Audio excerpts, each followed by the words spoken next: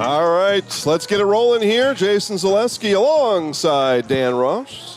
Joel Roush to my right, along with Will, hanging out with us here tonight on cameras. We got the number 3 ranked Kakana Galloping Ghosts taking on the Oshkosh West Wildcats. And, of course, everything that Dan and I are looking forward to right now is covered up in the end zone. We're going to have Shiloh, the horse, come out here soon. It's the only reason I agreed to come here tonight, because of the horse. Yeah, we've been waiting 4 or 5 weeks for this moment. Yeah, about that. Yeah. We've been counting it down since week 1. Justin Shizuki, J-Town, is at a wedding tonight, or at a wedding rehearsal tonight. So we said we'd fill in and help everybody here have a good time here tonight. And we are brought to you today by Security Health Plan. Security Health Plan. Promises kept. Plain and simple. Go to securityhealthplan.org to learn more. Full coverage for any size business and yourself. You know, health. Mainly, that's what I would do. Yeah, for sure. Make sure I'm taken care of in that way. Let's first take a look as the Kakana High School Marching Band comes onto the field. As they march in from left to right. Take a look at the Oshkosh West Wildcats coming in at 0-3 in conference. Looking for their first conference win are the Wildcats. Tough conference. They've been outscored by 71 points. It's tough. They've not had it the way that they want it to go so far. They are led, though, by Chase Brandel, over 500 yards passing, and he also put it on the ground for just over 200 yards. All-purpose. Has Brandel this year, coming up on 800 all-purpose yards on the season. And so, the marching band sounds great. Yeah, real good. Really good. How about we let some people listen in on it a little bit?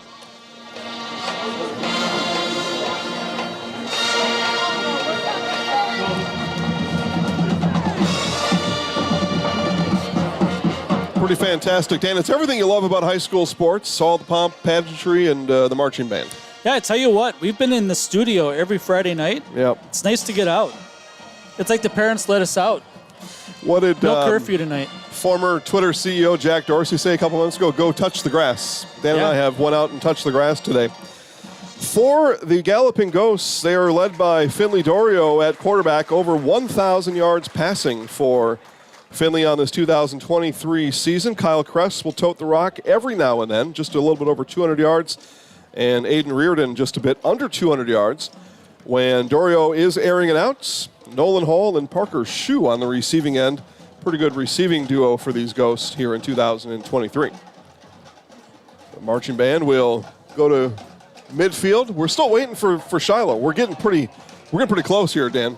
I'm feeling it. I'm feeling it. If you can feel energy from a horse, I'm feeling it. Do you think the horse also lifts a paw for the national anthem? It has to. Yeah. Yeah. Patriotic. Got to have the hoof, just like this. With that being said, Dan, it is now time for our national anthem.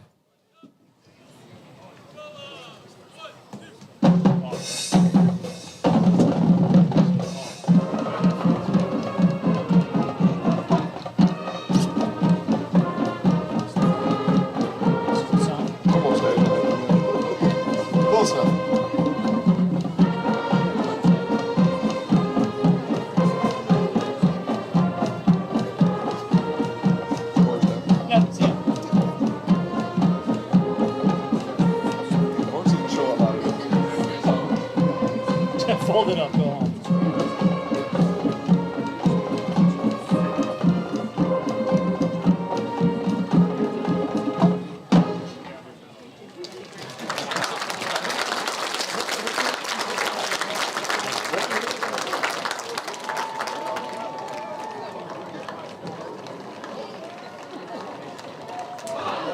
Oshkosh West, very patriotic. I like it.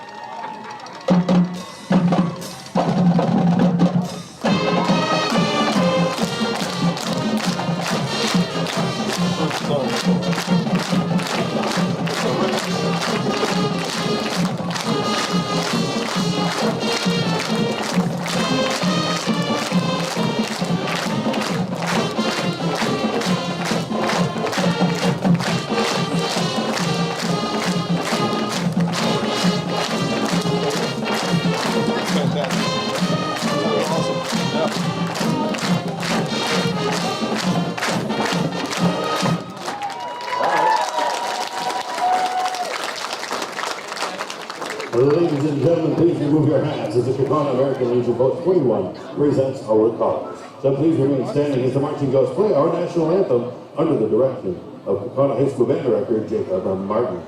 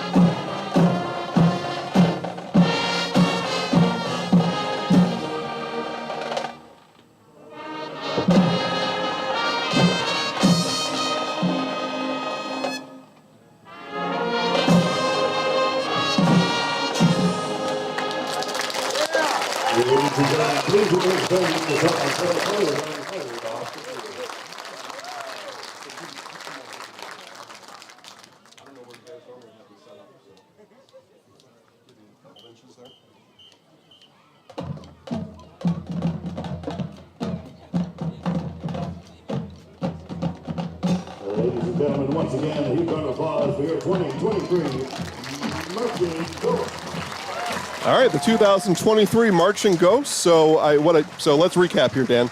We had a song for the Wildcats. Then we had our school song here, which was fantastically done, and in formation in the shape of a K. And the Marching Ghosts then performed national anthem, and off they head to make way for Shiloh. I can only assume. Yeah, it's Shiloh time. It's Shiloh time. That's right. It's got to be. Man, I've been waiting for this for a long time. You know, we heard so much about this, too, over the last few years. And Casey Smith, athletic director here at the school, when he gave us the call and told us about the opportunity to come out here and share with the world the Kaukauna football program, it took me like nanoseconds to say, yeah, we're in. And most of it because of the horse. Yeah, just so everybody knows, I pushed for Jason to be on the horse. Yeah. To be the one that delivered the football out to midfield. And he said no. It was never going to happen. But we'll be back in 2 weeks. So if you want to see Jason on a horse on Shiloh, send an email, jason@zaleskisports.com. Thanks, yeah. Well, you know what? It's not that secret of an email. No. I get emails all the time. Shiloh's here. Shiloh is here. Son of a gun. All right. Oh. This is going to be good. Dan, first play from scrimmage, Oshkosh West Spash interception. The Spash Panthers are in the security health plan red zone already. I like it. On the interception. It's like penalty maybe? After the play. Okay. Yeah, the Panthers are a little unruly. They're a little... There we go. Look at that horse. That is a magnificent animal. I thought the ghost would be white. Well, not today. Not today. No. Orange and black today. Orange and black, great school colors. This is my first time to a Kakana football game.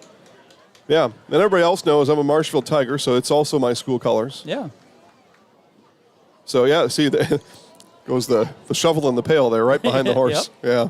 Well, it's just part of it, gang. It's just part of it. I love this. Yeah. Such pageantry. You know, high school football, man. This is what it's all about. By the way, Jason Zaleski here, Dan Ross to my left as we bring you Kakana Oshkosh West football, brought to you by Security Health Plan. Promises kept plain and simple. We'll hear more from Security Health Plan during the broadcast. But here we go. Let's go, Shiloh. Oh, yeah. Oh, that's beautiful. Shiloh kind of wants to get out of here.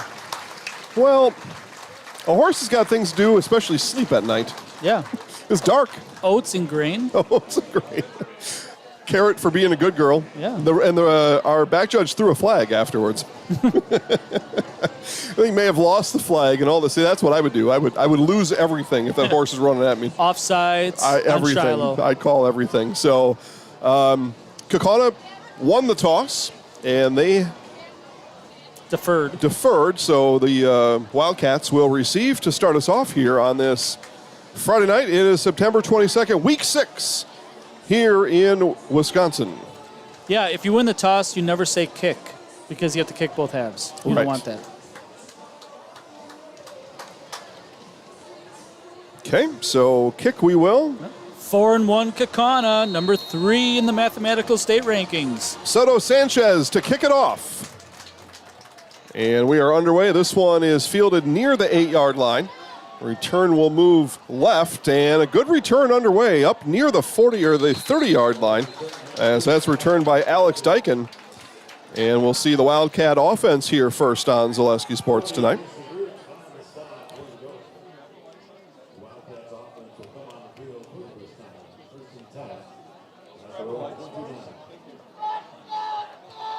Perfect. All right. Well, that's better.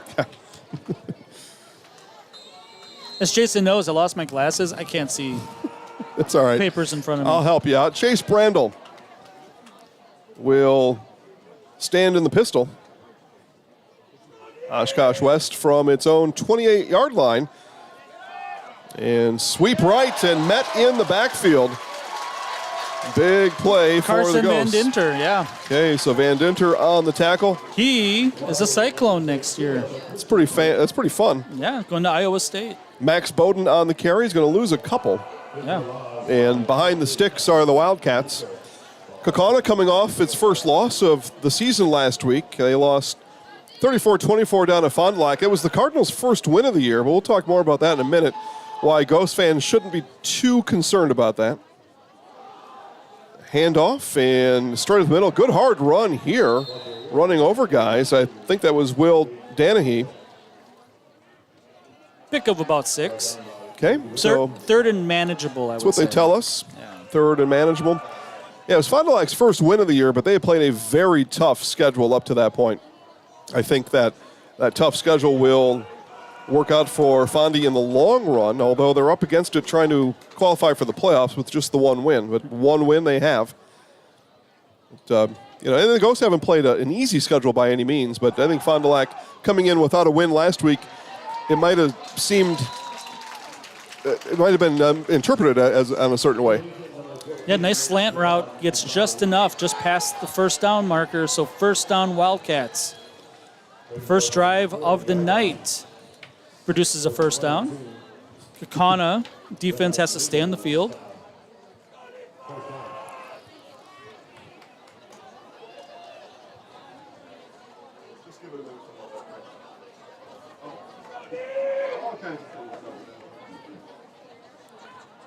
Handoff out of the shotgun. Met at the line. Falls forward for 3.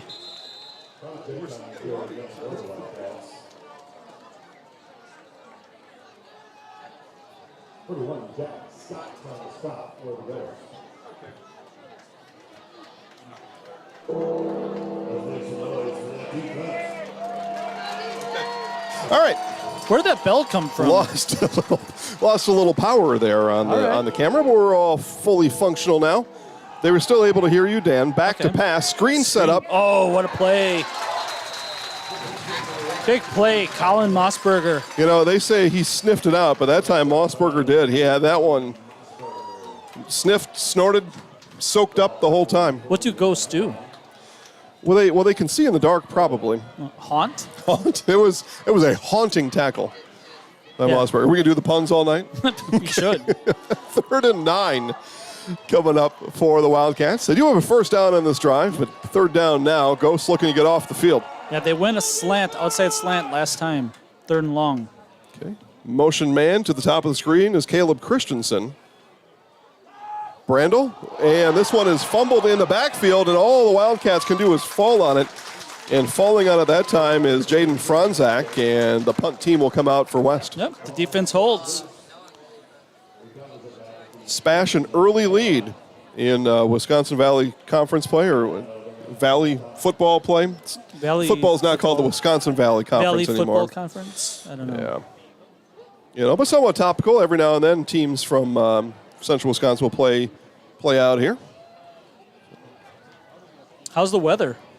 So far, so good. Rain all around the area. It rained here at about 6 o'clock. Yep. Punt. Yep, just got it away. It's going to bounce just across the 50-yard line, and it's going to settle nicely for the Ghosts. They're going to have good field position as they bring their offense on the field for the first time tonight. Chandana with the touchdown run. Dan and I are keeping an eye on Wausau West and Spash. No, we're calling 2 games. There are It'll be okay. Well, the winner there probably goes on to win conference. Yeah. And I say probably to the tune of about 99% chance goes on to win conference, and they'll do that in week 6. It's possible for West to win and Evers to beat West last game of the season for a big tie. Everybody gets a trophy. Big mess, which I'm not interested in. All right, Finley Dorio in the shotgun. 2 receivers to his right. Looks left, throws left. He's got a step on his man and through the arms of the intended receiver, Colin McPhail. Through the wickets. Well, that can't be right. Can it? 4 or is it 9? 9. See, you warned us about this Parker's shoe, because if that was McPhail, it's an offensive lineman running down the field. So, yeah, the 9. We were warned before we started. The 9s and the 4s look almost identical, and I did it right there. Very first time. That Parker's center shoe. is fast. Yeah. Okay. Shu leads the team in receptions, right? Or in receiving yards, I believe. You said earlier. He's right there for sure. Yeah. Handoff will go off right tackle and up ahead, a gain of about 5 on the play. Yeah.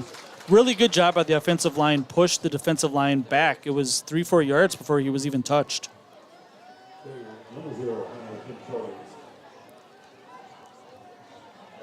Third and 5, also manageable. 3rd and 5 upcoming. 12 games on the network tonight. Marshfield is just on the road at Appleton West. DC Everest, Wisconsin Rapids Lincoln. Spash at Wausau West. Abbotsford, Edgar, Colby, Pittsville. Hudson, Eau Claire Memorial. Xavier, Wapaka. Rhinelander, Mosney. Stanley Boyd, Neilsville. Stratford, Nakusa.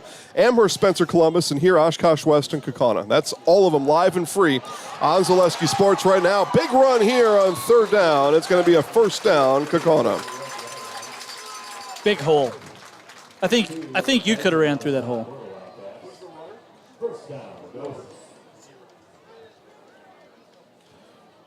Kinchelo. You sure? Okay. Yep, Connor Kinchelo. There we go. So nice run there by Kinchelo on 3rd down. Another nice hole created by that offensive line you mentioned a moment ago. Yeah, I'm pretty sure you could have ran through that. There you go. Now I'll agree. Because first you want me riding a horse, now you want me running the football. I want you to do something. 1st down. And another one. Wide open again and hauls it in this time. Parker Shoe inside the 5-yard line. Good hands. He was able to get around that time instead of trying to catch it over the shoulder. So great catch there inside the Security Health Plan red zone. Security Health Plan promises kept plain and simple. And on the field comes big number 44, Sawyer Steineke. 5'11", 277, the senior. Let's see if he's going to lead the way. Gain of 38. Steineke is going to line up on the right side of that line. Extra body out there. This really looks like a run. No. And play action pass in the end zone. Open touchdown, Nolan Hall. Little play action. Money. It's well done because everybody, including you, thought that was going to be a run going in. They brought in the beef on the line, and so Wildcats were ready for the run. Play action pass, touchdown Hall, and the Ghosts go right down the field. 6 plays to 6 points. Yeah, it's a perfect example of us knowing nothing. It's an endless supply of examples, as the extra point is good. Kakana has a soccer team. They do have a boys soccer team, so those of you that are new to myself and Dan, again, Jason and Dan here, the theory, but it's pretty close to fact, the kicking percentage goes way up when said school has a boys soccer team also. Many of those schools that don't have a boys soccer team, they don't even attempt an extra point. No, they always go for 2. Yeah, they go for 2. So. Or a lineman kicks it. Yeah, we had 74 last week, and Edgar kicking an extra point, and he made it. He makes them. Made it. I mean, he's good from about 24 in. You showed me a kicker from Colorado State last week, number 92 or something. You showed me I don't know. You showed me something, but he was a collegiate kicker, number 92. It was it Iowa? It was Missouri. He made a 61-yard walk-off. number 92. 90 something. Number 92. 61 yards to win the game. So happens in college also. Yeah, you know it's good because he's running down the field and he's doing the windmill with one arm. Yeah. Love it. Not enough love for kickers in this world. Tough job. Tough job, tough crowd. So 7-0 Ghosts. Homecoming coming up in 2 weeks. Kimberly is going to make the trip over here to Kakana. Talk about that. Maybe a little bit in the second half. It's going to be a good game. It's going to be a great game. This kick fielded at the 5-yard line. Slipping one tackle up ahead near the 25 is going to go number 35, Dylan Miller. So Miller brings it out to respectable field position on the kickoff. And we'll see now what answer the Wildcats have. This is my first time on campus. Do we call it campus? It is. High school? Yep. Okay. First time on campus. Beautiful grounds. Really nice facilities here. Really good staff. Nice and friendly. Top class. Yeah. Really good. Spash has the ball again on Oshkosh West side of the field. Yeah, they do. Keep one eye on that as the handoff goes just left of center. Gain of about 5 on first down. The Wildcats going to speed up tempo here. Run there by number 23, Jake Balog.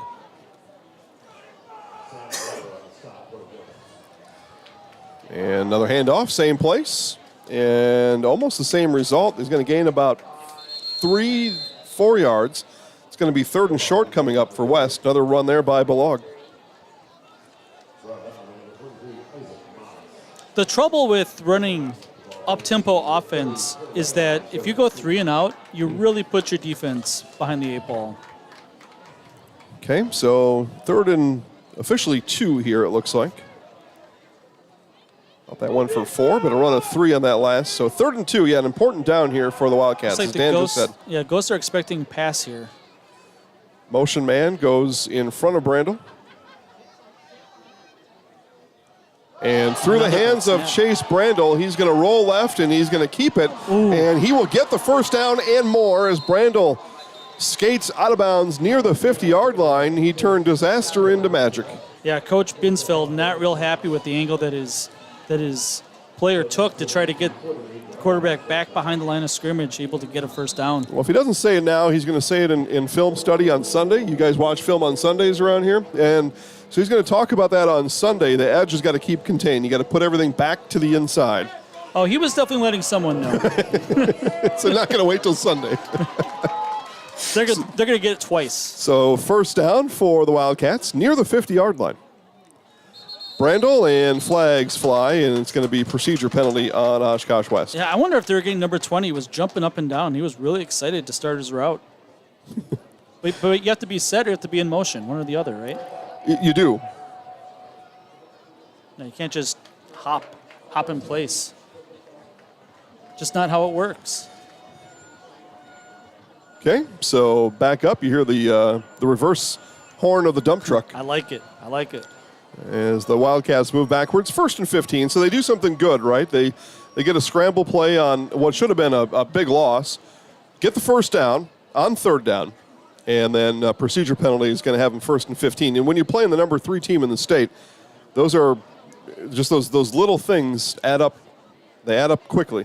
Yeah, for sure. So our official is going to talk about a couple of things. I'm not sure what there is to talk about here. The penalty was accepted. And you've got the whole crew's out there. The side judge here was hopping. Yeah. He was imitating the hopping, so I don't know why, but they got to sort it out now. Tonight is the first night that we'll have some playoff qualifiers around the state officially. Okay. Not in this game, I don't think, because Kakana lost last weekend, so they can't clinch today. They did, and some of the teams across the state are still in conferences where there are some forfeit wins, and so those add up. They help you add up a little bit quicker. Not the case around here. Yeah, Division I doesn't really run into that too much. No. And now we got to delay a game. 5 more. You can see the back judge. He was counting, and the quarterback never looked up. So you talked about Coach Binsfeld, getting after his guys a little bit. Now on the other side, you got Coach Joe Ray over there, just like, come on, guys. We had a lot of time after that penalty to get up to the line and get this ball snapped. Tough life being a coach. Under pressure, gets away, tackled right at the line of scrimmage. Good pursuit that time by the Galloping Ghost defense. Looks like it's Skylar Benach. Okay.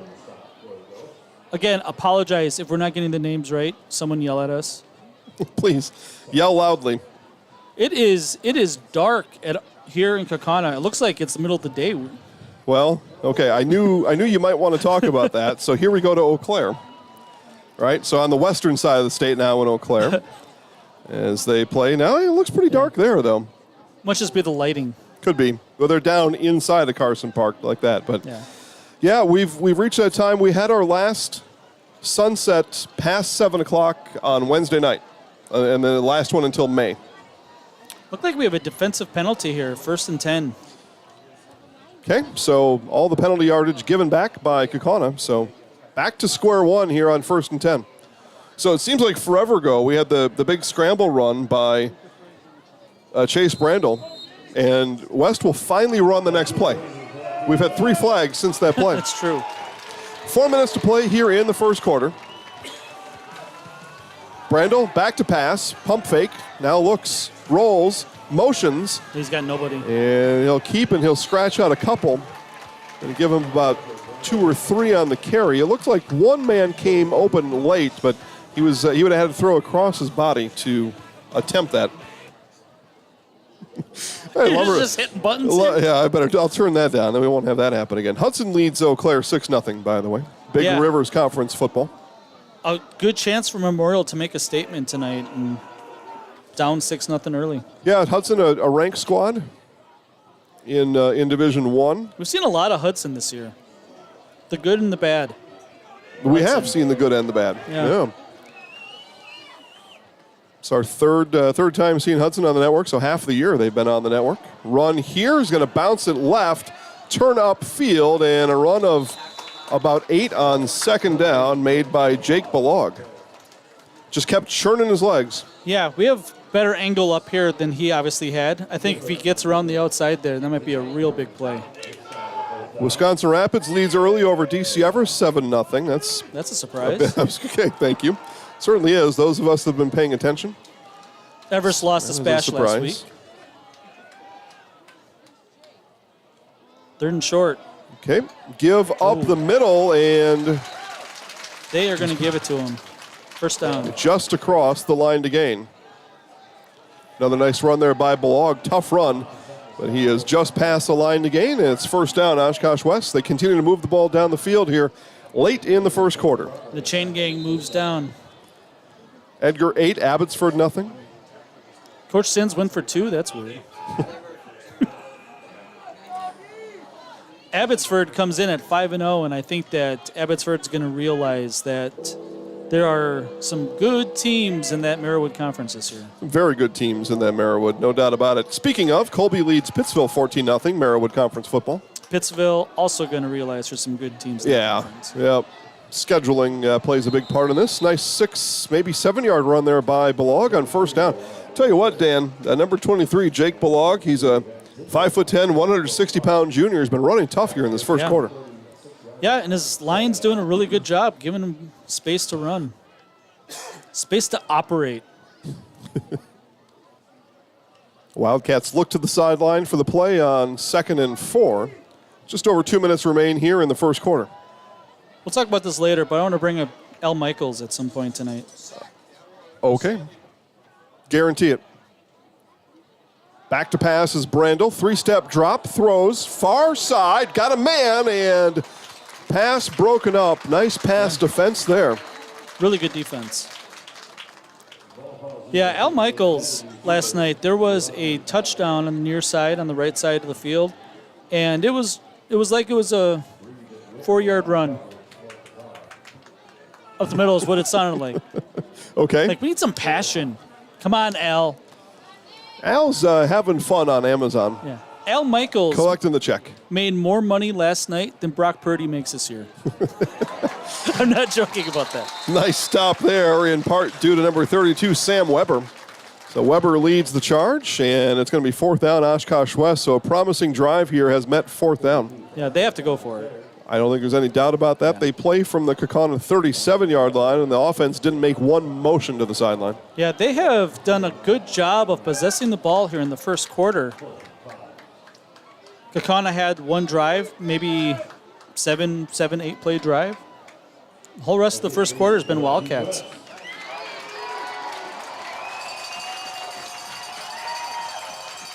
Fourth and 5. Okay, here it comes, the big 4th down here, and I say big early because West would do themselves well to pick this up. On the road here at Kakana, and the pickup is there, and it's a big one. Across the middle, looking for extra space. The 1st down and more on the pass from Brandel. And as they unpile, we'll get you the number of the receiver. And that was number 14 on the catch is Javen Umbadi. Sounds good. Okay. Nice pass reception by Umbadi. Good run after the catch. Some rack yards there for Umbadi. Run here off. Right tackle is going to go for a couple. That's, again, Jaden Franzak. Haven't heard Franzak's name here on this drive, but we have now. And West could take this to the second quarter if they so choose. This has been a heck of a drive. Yeah, hands on hips on the Ghost defensive line right now. West going to take their time here. And now Brando brings his team set to the line of scrimmage. 15 seconds left here in the quarter.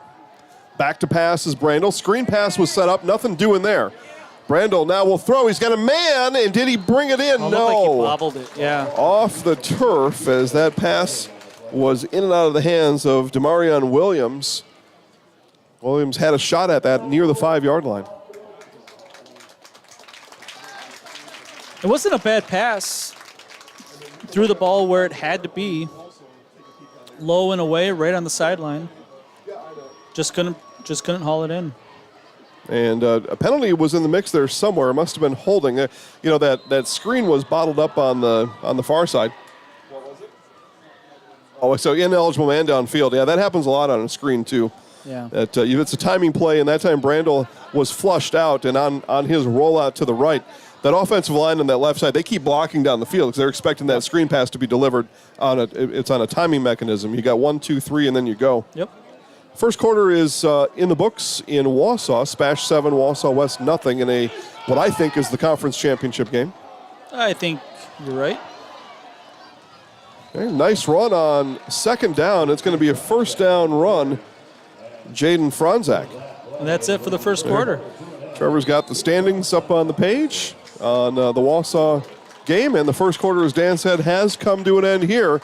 It is 7-0 Kakana. We'll hear from Fleet Farm. Be back for more football in just a moment on Zaleski Sports. Fleet Farm has everything you need for every season of life.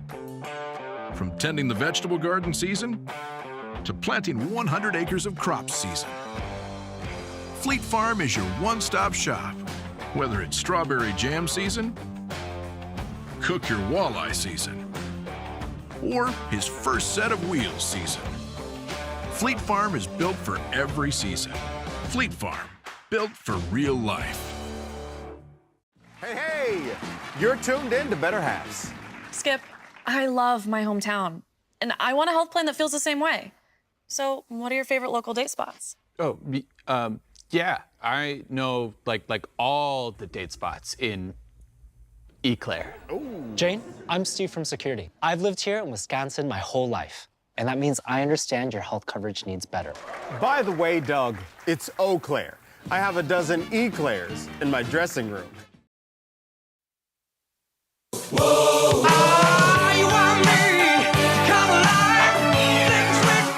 Start of the second quarter here in Kakana. Oshkosh West is on the move. They trail 7-0 here on the road at number 3, Kakana. They've got a good drive going here. They can still get a first down. They're going to line this up on the 12-yard line where it's 1st and 10 for the Wildcats. Brendel again in the pistol. One back behind him. Now Williams comes in motion. The handoff is going to go off right tackle. He's got running room there. Stiff arm to the pylon. And in. The Wildcats answer back. 12-yard touchdown run by Jake Balog.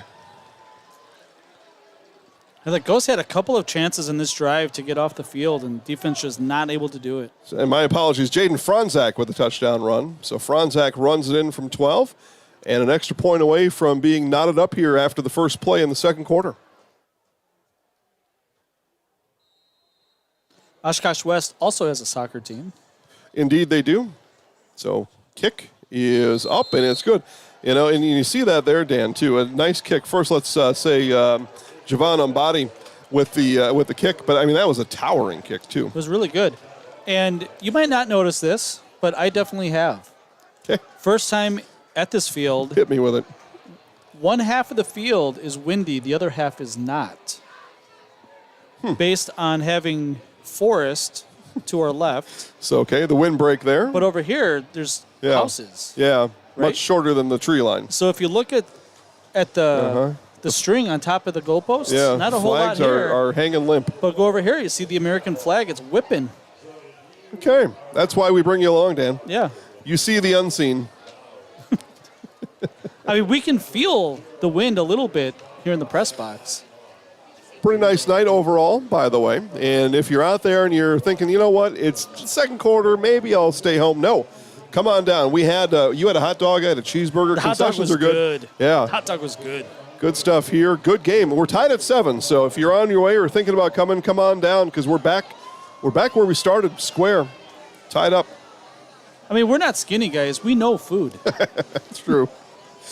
Do they have nachos down there? I don't know. I think that's my halftime stop if there's some nachos. Otherwise, I'll go for the popcorn. I'm also going to teach Joel how to do instant replay, too, at half. All right. So we'll have some instant replay in the second half if I can teach it. Good tackle. Yep. Zach Bartels. So Bartels brings down Wyenberg. Ball be placed at the 20-yard line. Good round number. Couple of what I thought might be some running clock games are pacing that way. Stratford over Nakusa, 19-0. First quarter. For those of us who didn't know that the Badgers are playing, they are playing right now. Yeah, I still don't understand why. Conference game on a Friday night. Doesn't make any sense. 21-3. You have a better game here. Much better game here. Penalty in Kakana. Pre-snap on the Ghosts. Amherst 21. Spencer Columbus scoreless. That game headed in the direction that some had figured. Same with Mosney over Rhinelander, Dan.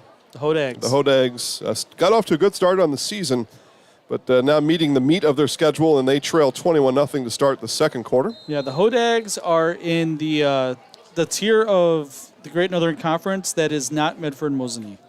Number 3 ranked Xavier all over Wapaka, 21-0 first quarter. Love me some Comets. Yeah, but they're also running into some of those kind of issues deep into the schedule.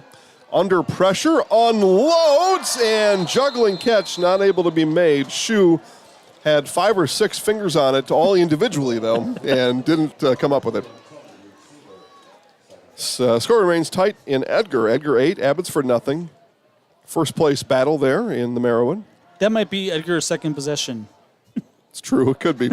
Because they don't go fast, and they only go on the ground. I had mentioned Wisconsin Rapids was up over DC Everest 7-0 early, and that remains the case. 5 minutes left in the half. Fast-moving game there. And I'll give you an Appleton West score in just a moment. Handoff coming up the middle. Tough run there. Put in by Kyle Kress. Kress is going to get back to the original line of scrimmage where it's going to be 3rd and 10. 3rd and 10. 3rd and long. That defense was just on the field for a long time. This would be a pretty clutch first down here. Marshfield all over Appleton West 29-0 as they play the finishing 30 seconds of the first quarter. 29-0. Marshfield, who has had trouble scoring since the first minute of the season. It's true. They could actually finish their running clock game and come over here and watch the end of this one. Maybe. Whistles on the field, and timeout is the case. Timeout Wildcats. So Oshkosh West not quite satisfied with their defensive alignment. Coach Joe Ray calls him over, talk to him about it, along with a bevy of assistant coaches. A lot. So it's fall, right? We talked more. You know, you had to bring that up because Yeah. it's the first day of fall, which makes me upset because I'm a summer guy. So thank you. I am too. Okay. But it's the only time of the year that we ever talk baseball. Yeah, had a good chat about it on the way over. Yeah. Who wins by more tonight, the Badgers or the Brewers? Because the Brewers scored a dozen in the second inning. That's tough, so tough to do. Right, tough to score 12 in a game. So the Brewers are up 12. The Badgers are up 18. 13 now. Just pouring it on. Yeah, 21-3. What do we have? What was the Brewers update? 13-0. So they hit 13, huh? In what inning? Fourth, maybe? Oh, my gosh. Third or fourth. That's a very long game because that started a couple hours ago already. In the second inning, everybody on Milwaukee scored. A lot of time. Now stepping up. Oh, and great catch. Pass is completed down to Danny Poor. The second. Deuce. Danny Deuce. Poor deuce. So we're going to go with up here. Yeah, good-looking catch. Yeah, and nice throw. I mean, it was a bullet from Dorio. Yeah. And he brought it in. Dorio really put it in a great place. Exactly where he had to. Stanley Boyd, 13. Neilsville Granton, nothing. Neilsville Granton entered the rankings for the first time this season, coming in, I believe they were number 7 or 8 and on a hot streak. But the Orioles coming to Neilsville thinking of other things. Turning the corner is Kress, and he'll back his way into a first down. Mitch Verstegen with the pancake that really helped enable him to get around the corner. Just a great block. Good eyes, Dan Ross. Good eyes. Yeah. Well, I mean, I don't have glasses, but it was right in So front of me. just your eyes. It's just your eyes. That's all there was. That's all you have. Yeah. Terrific block.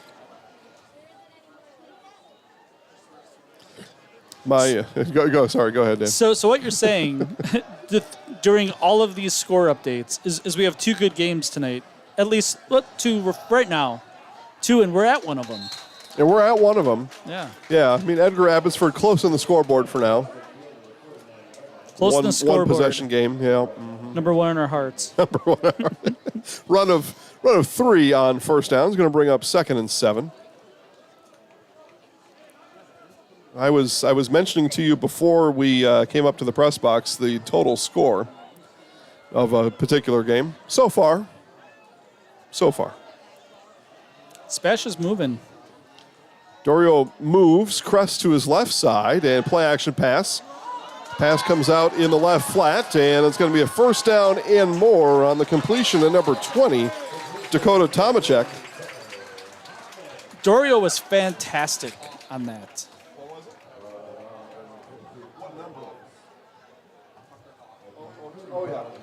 Tucker Hoffman, I missed it by a line. Tomachek's 19. It Okay. was 20. Number 20, Tucker Hoffman. There you go. Speaking of eyes. Yeah. So Dorio sold that fake, right? Because he faked the handoff and he had the ball at his hip and he stood there for a second and just watched it. You took the words right out of my mouth. He kept the ball on his hip and stayed in his crouch. Yeah. Right? He stayed low that behind his offensive line so nobody could see that ball either.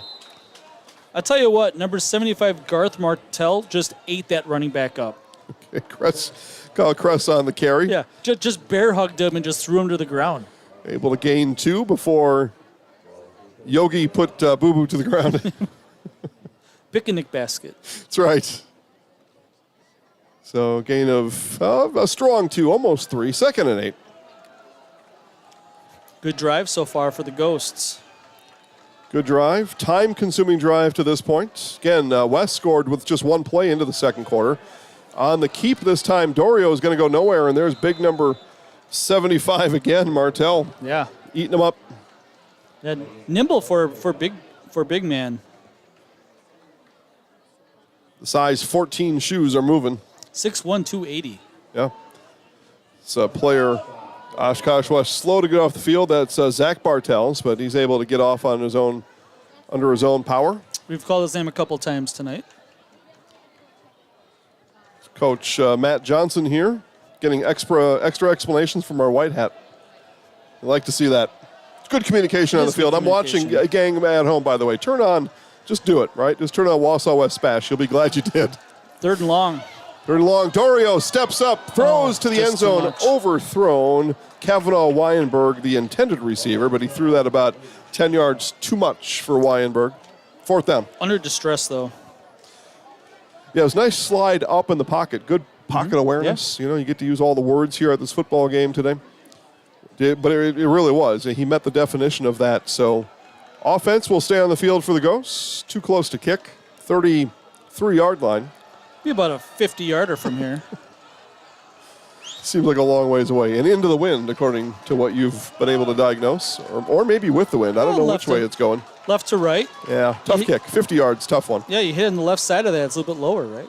So Finley Dorio gets it, steps up, and he's past the line of scrimmage. We'll tuck, run. Dorio, 1st down, still on the move. Inside the 15-yard line for Finley Dorio. He's not sliding for nothing. Into our Security Health Plan red zone. Security Health Plan promises kept plain and simple. SecurityHealth.org will lead you the rest of the way. Before the game, the grounds crew had to balance the goalposts. Yeah, it was leaning a little bit. Yeah. And that can happen from time to time. Thankfully, they were able to fix it. Yeah, well, they're heavy for one. Very heavy. Yeah. I have seen one game in Florida where the students took it down and brought it back to their home dorm. Do you remember that? I don't remember who they beat. There had to be about 30 kids hauling that thing. Yeah, they took it right out of the stadium, down Main Street. Was it Miami? It could was have it been. the U? I think it was.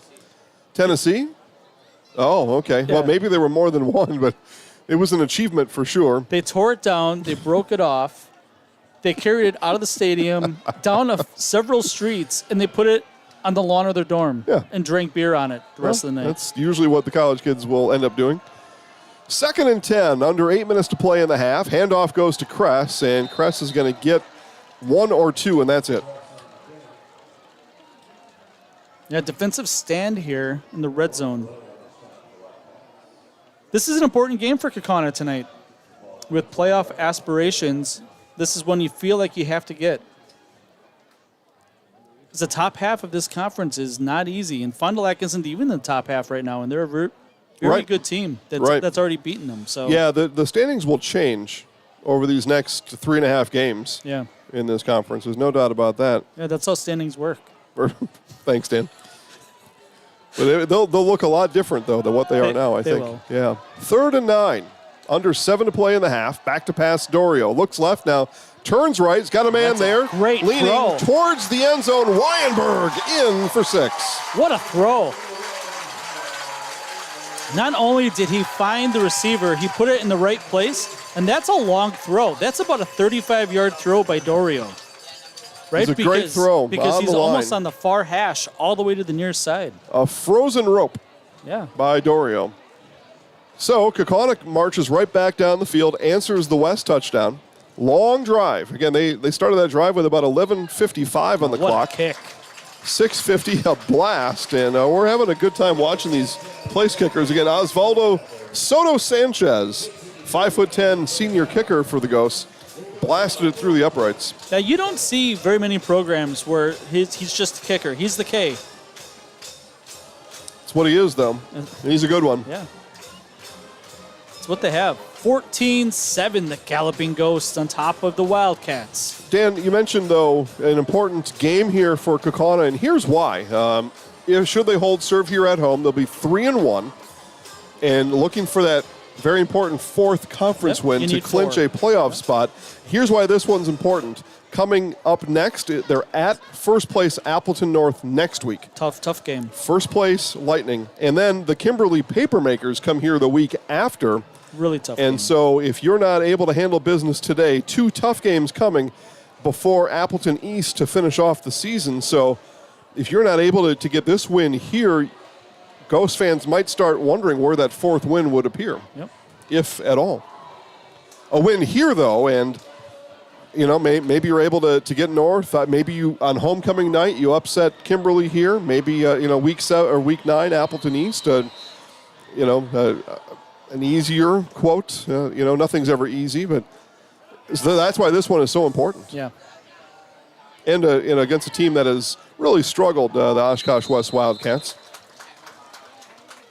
West able to win their first 2 games of the year out of conference, and then 0-3 in this Fox Valley Football Association coming into the night. Yeah, if you make the playoffs out of this conference, you are a good team. Year in, year out. Yeah, you're a good team. You're going to make noise, and people on the other side of that bracket coming up, they're going to fear you. Yeah. Right? Sometimes that mental part of it coming out of this conference, they're like, oh, gosh, I don't think we've got much of a chance tonight.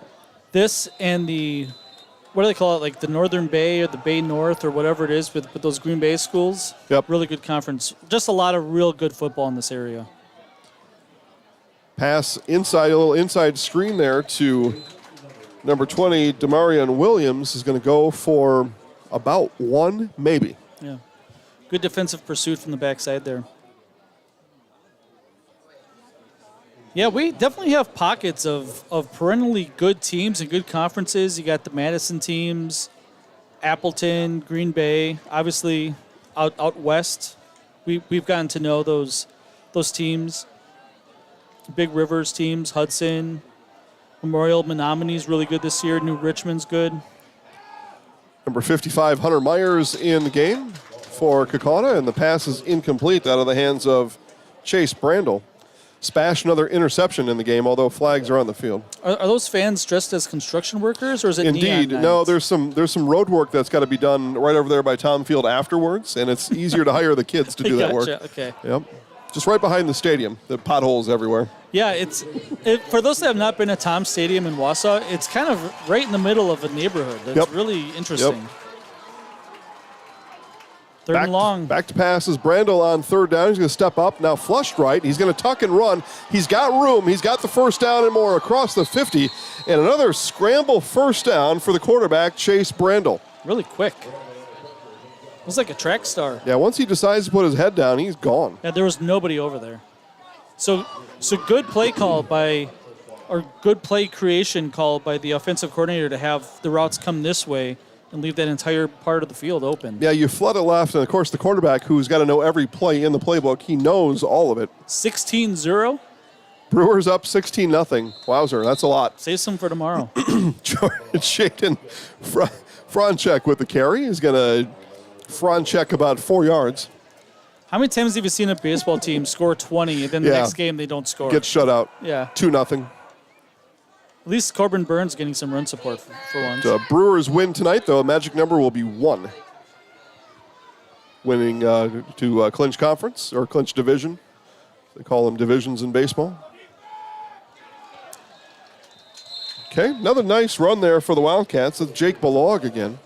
I tell you what, if you're running through the line and Vin Dinter puts his shoulder into your gut, like that's not good prospect. You could hear it up here, couldn't you? You could. They're running very fast. The Ghost trying to get different personnel in.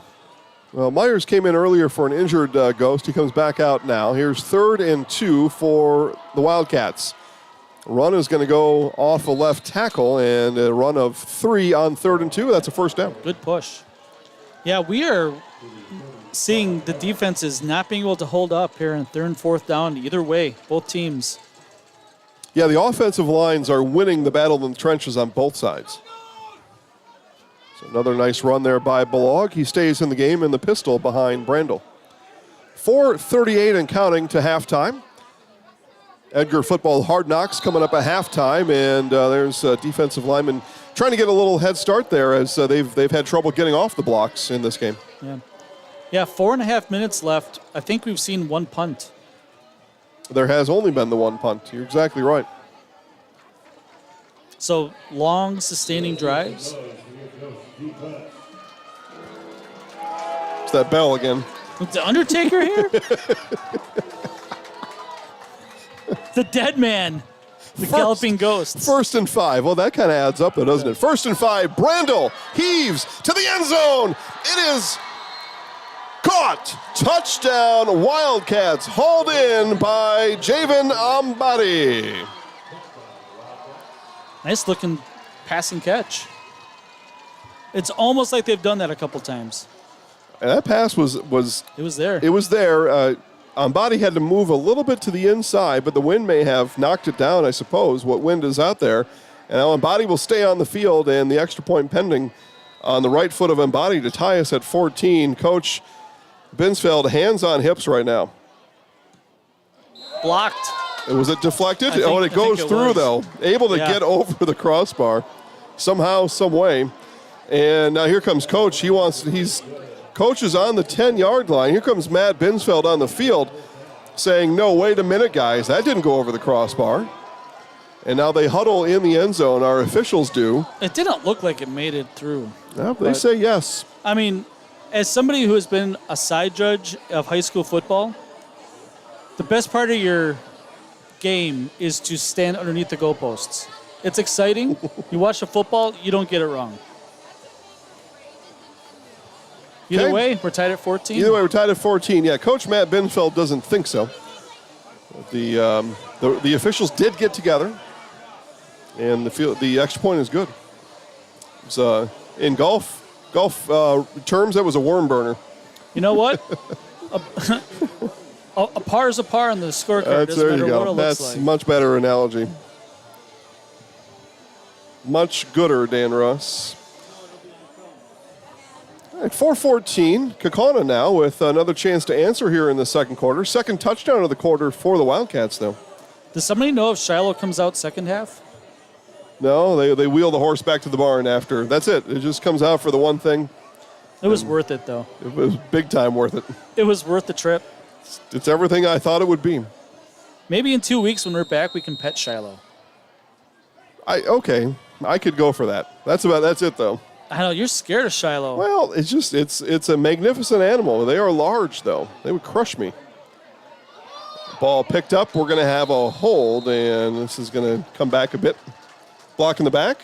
What? Or are you just not sure that that's what they thought they saw? I'm not going to comment. Okay, very good. Well, flag's on the field anyway, and the block in the back is what is being indicated to me. I wasn't looking. I was watching something else. My zone is over here. Yeah. That's your zone over there. I gotcha. We in the broadcasting business call that a tough call. Okay, Tough call. I mean, obviously the official's closer than I am. right there. He's right there. A few feet away.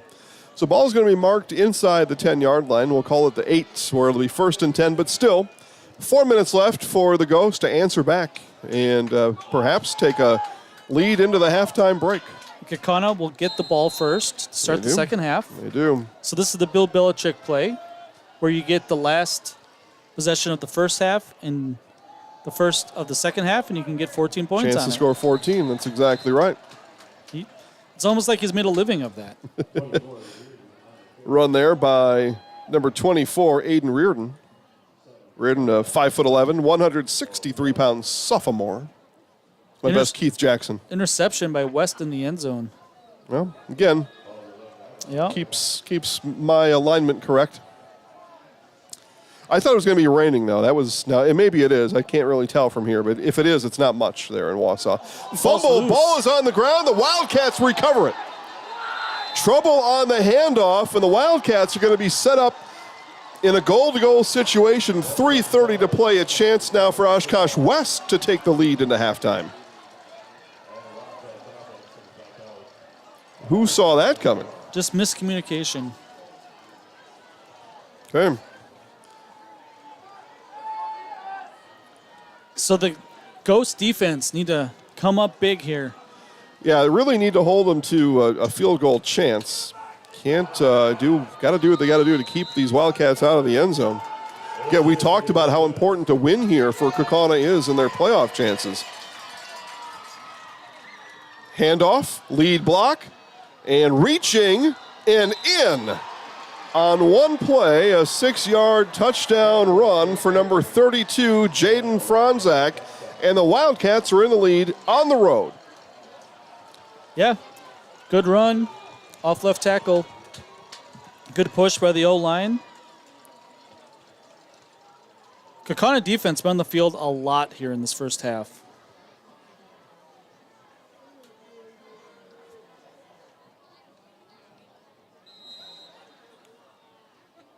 And Body here for the extra point. Trying to get a little bit better boot on it this time. Yeah, let's see. It was close. This That one one's is definitely through. much better. There'd be no questions out of Coach Matt Binsfeld on this one. Binsfeld, sorry. Over the fence it went. Through, over the band, over the fence, and into the river. You know what? If you get it out there, do you keep it? Yes.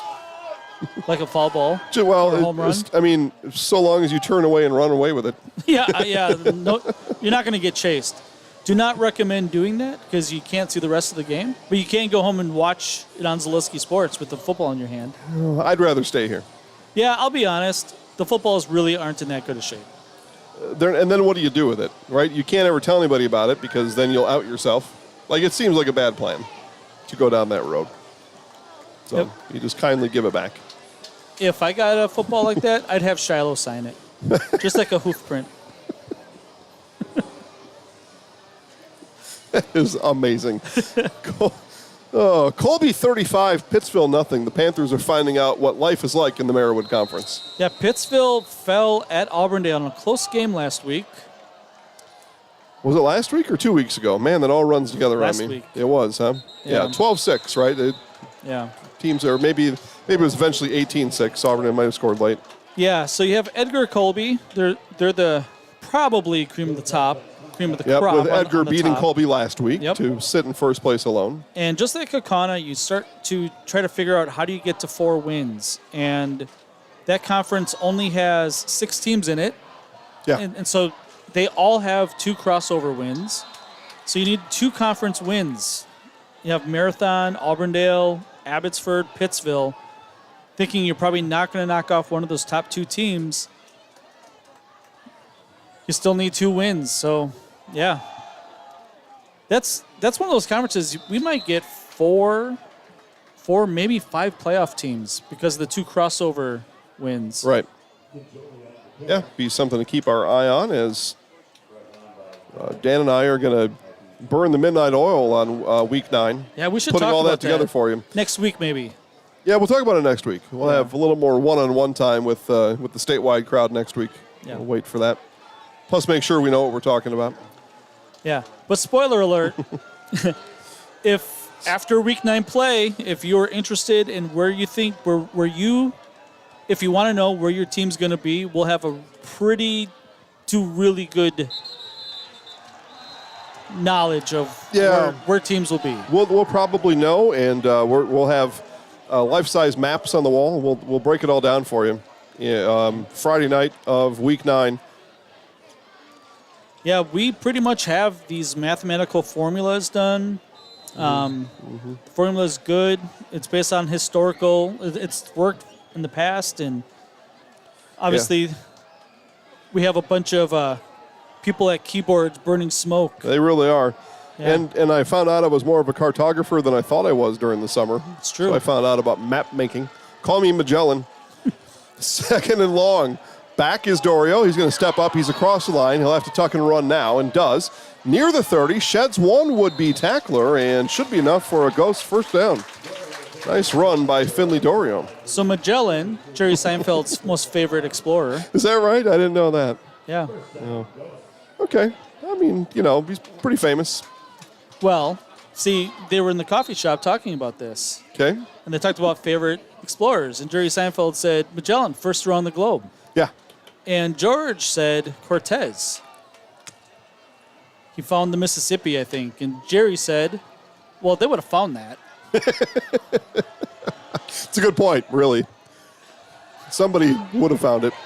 Holding and a sack, and it's going to be a big loss either way as Oshkosh West gets all over Dorio. And as soon as that young man turns around for me, we'll tell you who had the sack.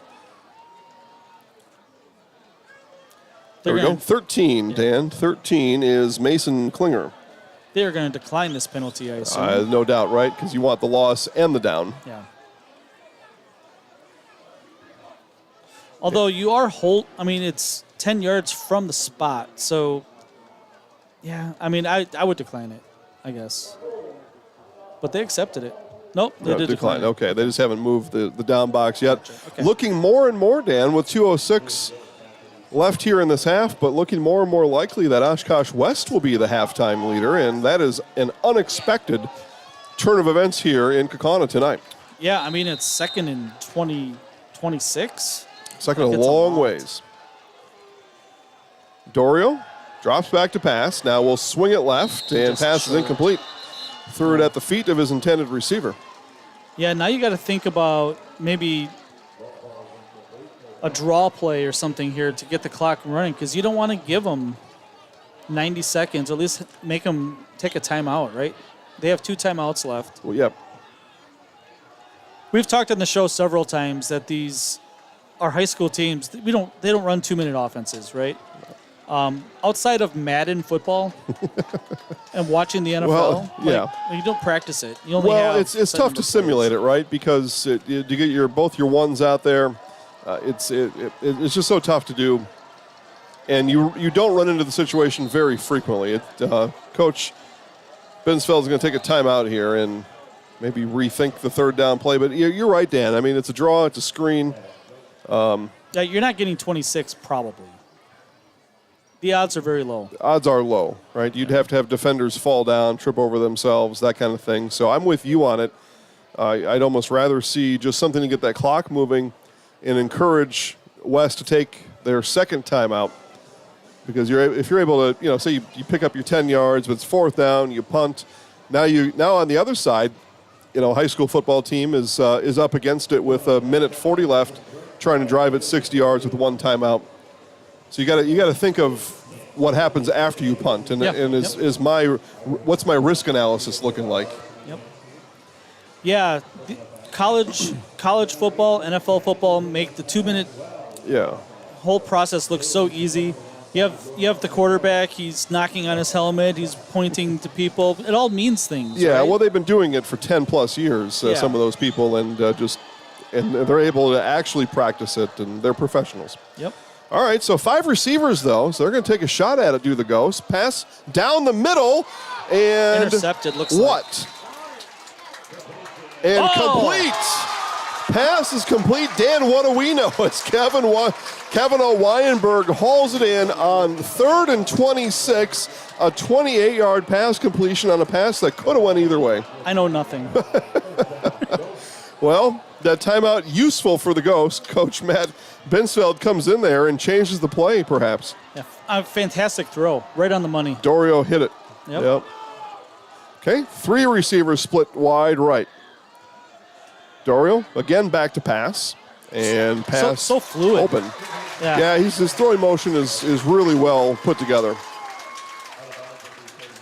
Okay, pass complete on the other side to Parker Shue. So we talked about some of these standouts, Hall and Shue on the receiving end, and we've called Shue's name a number of times. Hall had the touchdown catch earlier in this first half. Yeah, the passing throwing motion is so smooth, so fluid, and on the money. You don't think he went to the Manning Academy, do you? Omaha. All right, minute 29. Inside the West 40 again. We were on the 15-yard line on 3rd and long just a moment ago. Stepping up is Dorio. He'll tuck, run, evade one would-be tackler, cuts to the boundary and pushed out of bounds. Yeah, great play.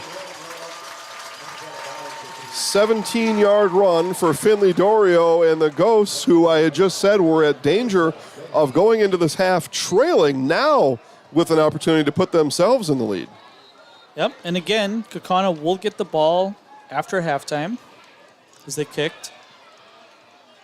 So touchdown here, you go in the locker room. Hopefully tied. Come out, maybe take a lead here to start the second half. Okay, 1:21 remains. Handoff will go up the middle. There goes. Well, flag comes in. Late flag arrives on the scene. Wonder what that is. It came from the opposite side of the play, so I'm eager to find out, Dan. Extracurriculars, maybe face mask, maybe? I don't know. Yeah, he's going to call personal foul here. You saw him wind up for it. Personal foul on the Wildcats. So a gift.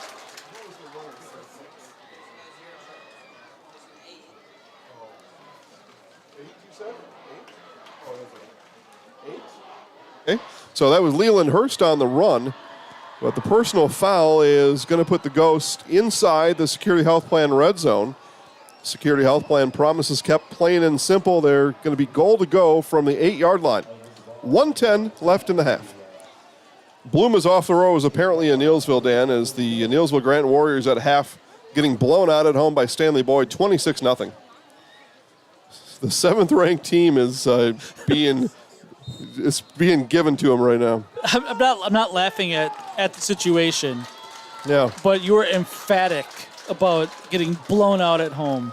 Well, you know, we went there one time this year to support our Warriors, and sometimes it happens. Yeah.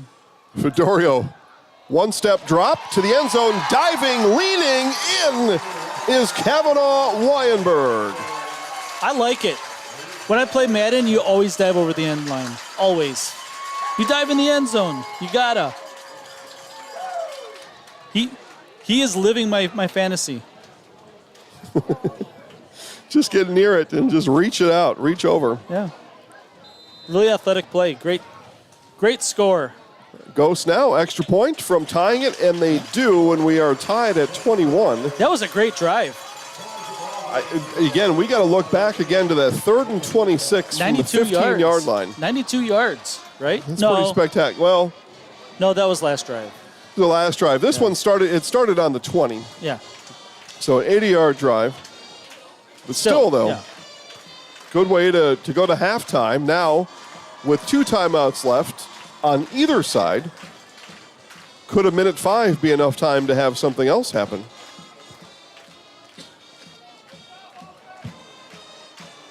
$42 points in the first half. I like it. We've had a lot to talk about. Yeah. We're not in central Wisconsin anymore. Toto.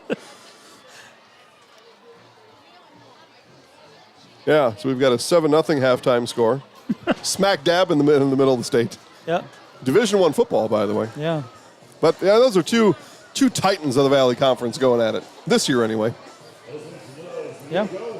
West co-champion last year, Wausau West, we're talking about. Spash got roughed up last year. Coach Ryan Eigenberger's first year, but he's got his Panthers turned around right now. They lead 7-0. I mean, we were told on the Zaleski Sports Network after a game that Spash was winning conference. We were told. Not by anybody with any authority per se, just one of the student athletes from the team. Is Eddie Schroeder with the return. So 59 seconds now for Chase Brandel and company to decide how much risk they want to put on themselves. Because you throw the ball, Dan, and one of 3 things can happen when you throw the ball, and 2 of them are negative. That's true. So do you just run this, and you're happy to be tied at Kakana tonight at half? Well, you kick off, so maybe you push the just a little bit? Yeah. Because in 59 seconds on the clock, the Ghosts will have the ball anyway. Brandel's pass on first down, incomplete, thrown behind his intended target.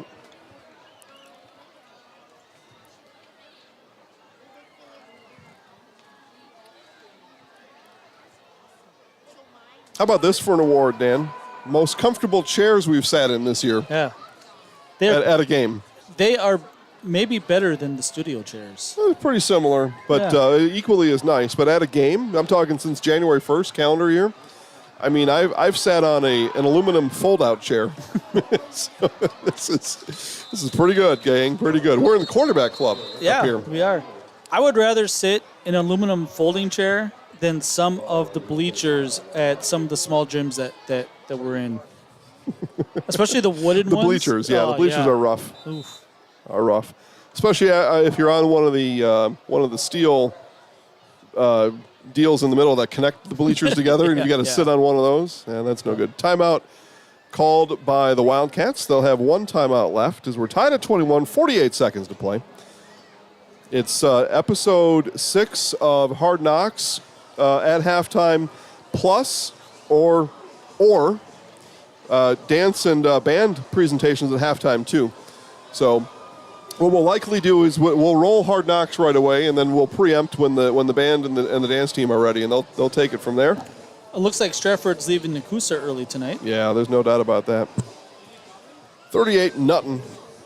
Defending Division 6 state champion Stratford Tigers. Kind of an up and down year for Stratford.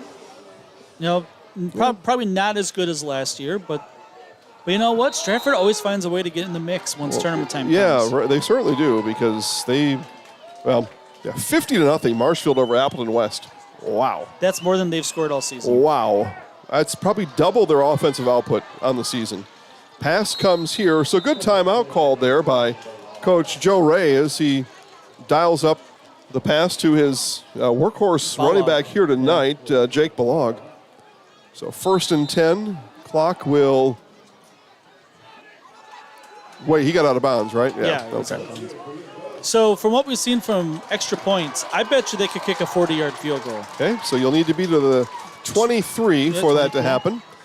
So we are 27, 29 yards out from that right now.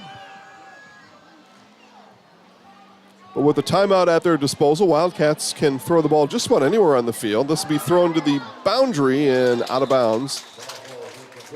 Incomplete. It's a good idea. I mean, throw it where your guy can catch it, and if you can't, then you get another try at it.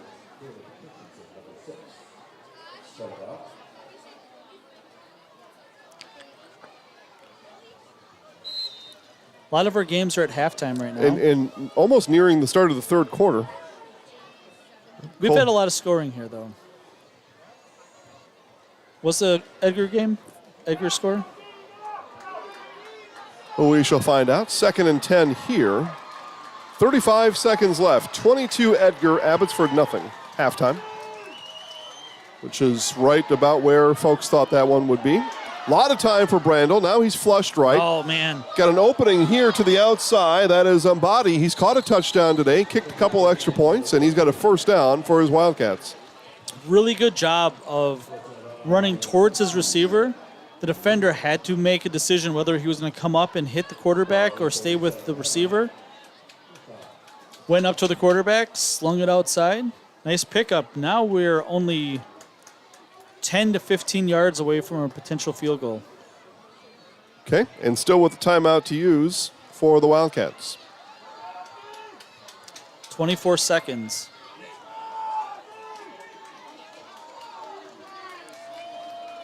Okay, plenty of time. Here's Brandel now. 3-step drop from the shotgun. A lot of time. Now throws deep into the end zone, and the flag is going to come out.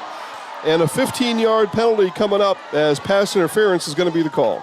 Yeah, I think it's probably the right call, but the defender didn't do it on purpose, right? The ball was underthrown a little bit, and the receiver had to slow down and Defender's hand went up. Contact was made. Yeah. So letter of the law there. Okay. Not a spot foul in high school football. No, 15 yards. Yep. But that will put them right at the 23, Dan. So 40-yard field goal from here with 16 seconds left. And again, Umbadi was kicking him strong. How far back is that fence? Be worth a shot. Yeah, fence is a long ways back there. Yeah. I'd say about 40 yards. Okay. Timeout to use. How many Shiloh strides would that be out there? 2 or 3. Here's Brandel looking left. Receiver fell down. He's got to tuck it and run. A lot of room up the middle for Brandel. Brandel the 5. Oh, you gotta be kidding 2-1. me. He scores it. Touchdown for Chase Brandel. 22 yards on the broken play. He does it again. Coach Binsfeld is not going to be happy about that. Gap assignment missing for the Ghosts. But Brandel, as you correctly noted earlier in this broadcast, Dan, has speed to burn, and he put it on display there. And pending any kickoff or kick return magic for the Ghosts, it's going to be Oshkosh with a halftime lead. They lead by 7 here, 28-21, upset in the making. early to say that, I suppose. But Yeah, for sure. first half upset in the making. I'll tell you what, that extra point would not be good from 40. 28-21. He may need to reevaluate the tee that he's kicking from, or the block, right? It's a block they get to kick from. 6 seconds left. Boy, oh boy. What a half for the Wildcats, though. And Yeah. Chase Brandle. I mean, Chase Brandle's been running like Shiloh. I mean, they went the entire field, I guess 70, 75 plus yards in what, a minute 5? There was Yeah, about that. it was like 110 or minute something 10. when they started. Yeah, yeah. A minute. Yeah, it was very well managed, right? A couple plays ended out of bounds.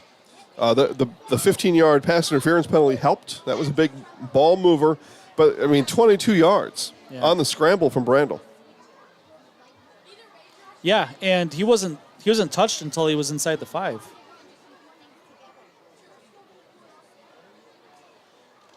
So some work for the Ghosts to do out of the locker room tonight.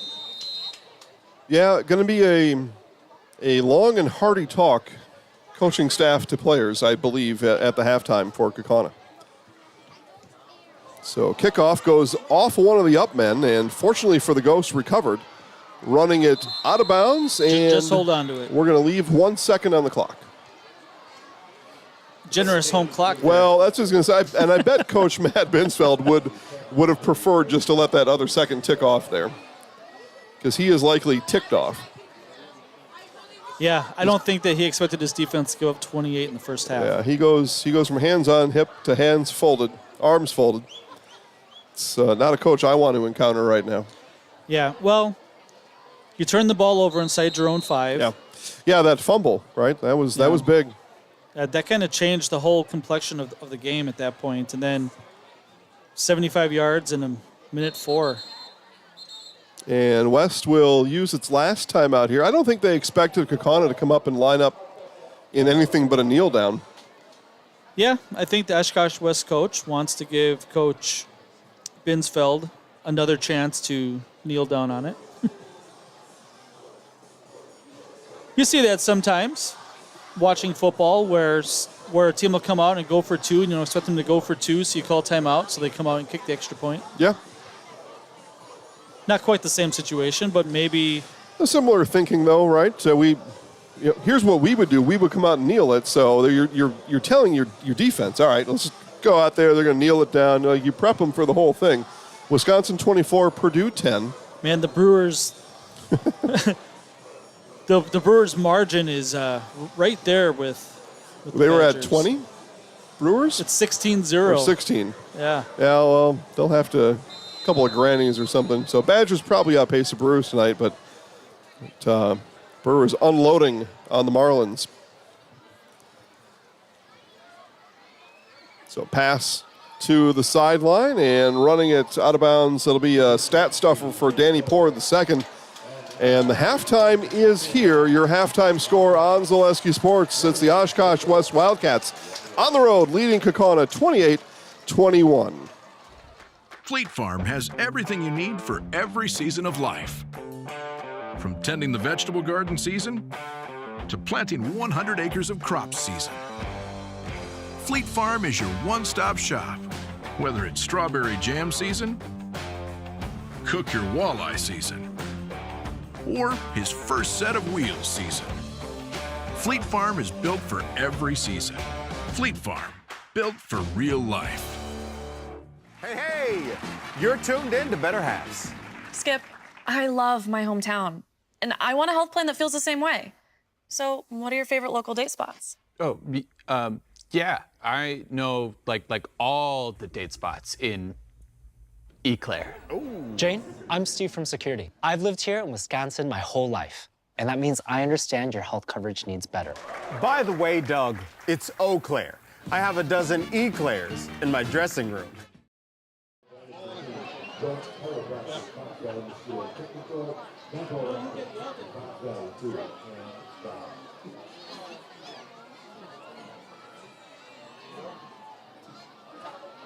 Ladies and gentlemen, let's have another huge round of applause for our varsity dance team and all the amazing participants in this year's sixth.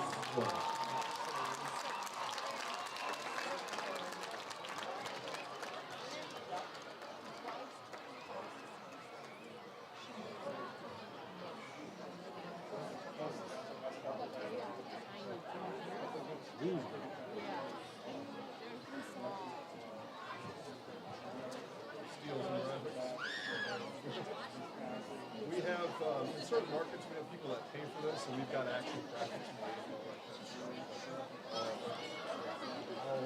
We'll do it a little bit homemade.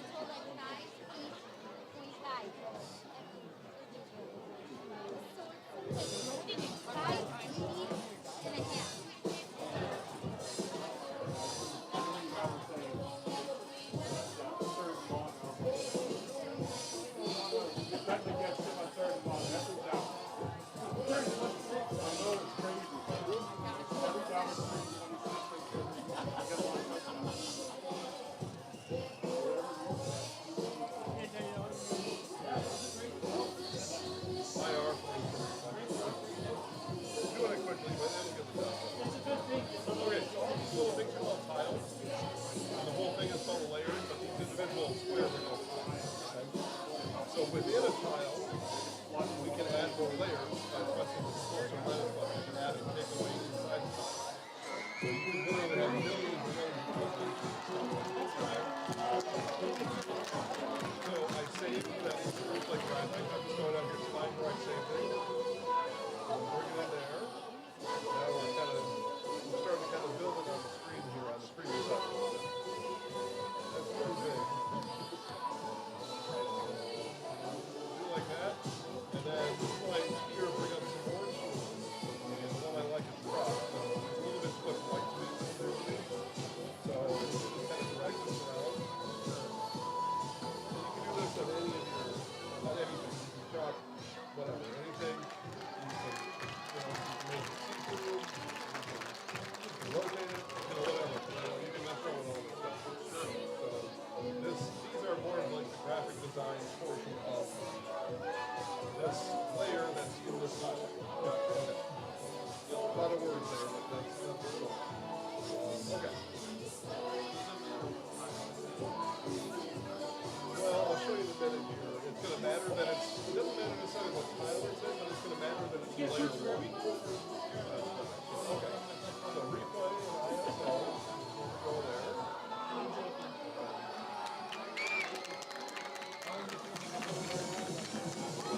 This is really stuff that's on fire. That way you don't have to do the rest. So we want the replay speed we have.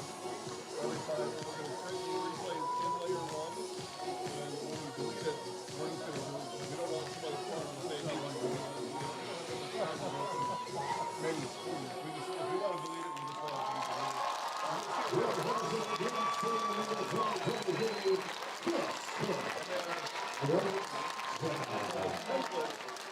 Has to be in layer 1 because we hit this drop down. Here's all of our stuff. I can go through it everywhere. That's my Ladies and gentlemen, get ready to rock with the 2023 Kakana Marching Ghost. Under the direction of Mr. Jacob Mark. This year's senior 2023 Marching Ghost is all band. Using centuries, my songs are what you didn't die. Tonight, the Marching Ghost are invited to make their living Minister Marching Eagles under the direction of Mr. to perform his act for the so creators and I will fill out and warm up. Are you ready? Sections, and it's recording over itself every second. Okay? So what it's going to do is you're going to hit a button and it's going to go grab that last minute. And then it's going to take the last 30 seconds of that minute. Okay? Yep. So we can make this anything, but I mean, a replay in it. Time to rock, Marching Ghosts. 30 is plenty. Sure. Okay. And we'll have just to get a little better video quality. Again, we're not going to capture audio in the replay, so we'll leave that unchecked.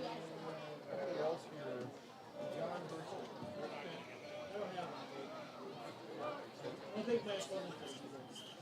There's one other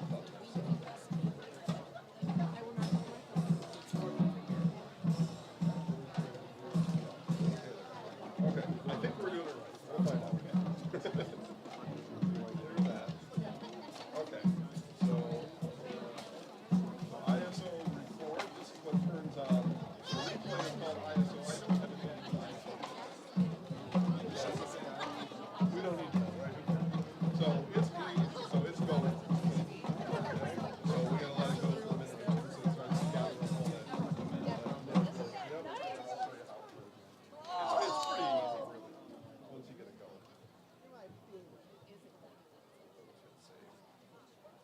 And then just never delete this time. Again, it's, I mean, I think you could probably do it. Just so you know, too, there are hundreds of videos on YouTube about Wirecast functions and stuff like that. A Google search, too, but YouTube's got a lot of pretty, like, a minute and a half segments that they teach us and stuff like that. That's what most of us learn from watching the video. If I screwed up and make mistakes. Yeah. Not too. A lot of mistakes. A lot of mistakes. I made them all. Made each and every one. Okay. So what we'll do here, so if you hover and give me the summary, it's pretty much what we're doing anyway. Create replay time. So that's what we're going to do.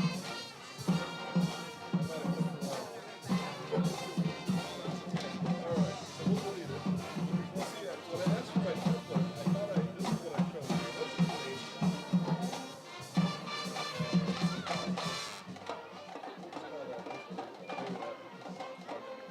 Alright, so let's shut them off. I guess we have two things here, name, click on, maybe whatever. Let's see.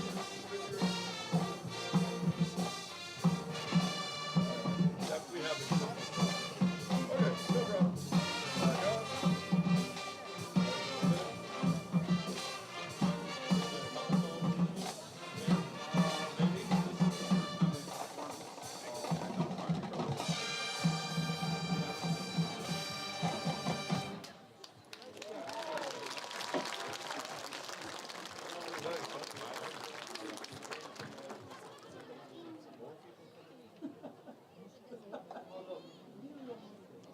Back on. There was someone, I remember, they needed a 2 or 3 run homer.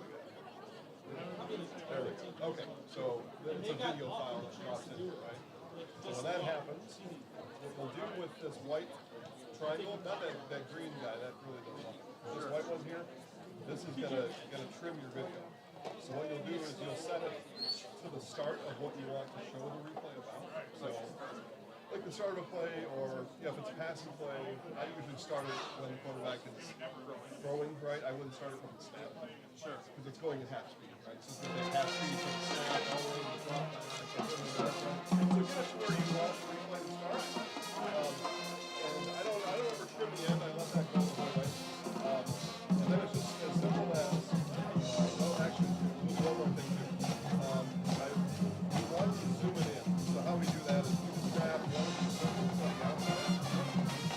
And I just want to zoom it in so I can't see the score. It just looks a little bit more professional than having that in there. And it gets executed.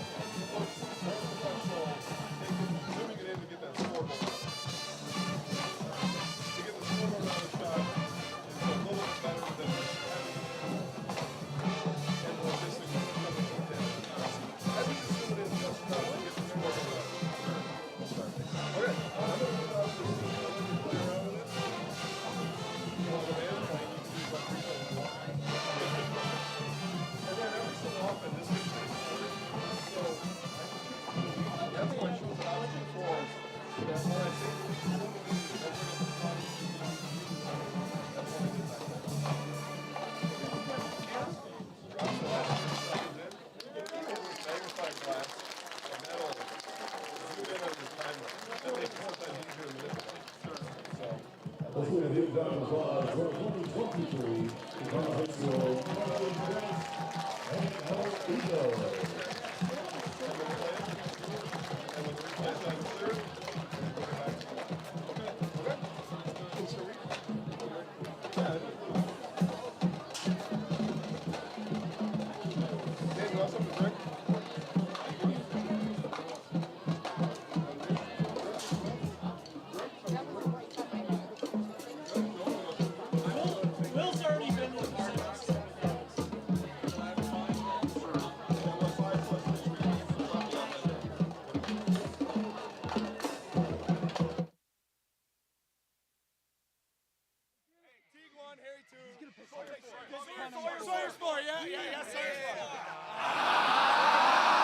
Breakdown! Colby! Breakdown! Hornets! Breakdown! Colby! Breakdown! Hornets! Ah! Let's go!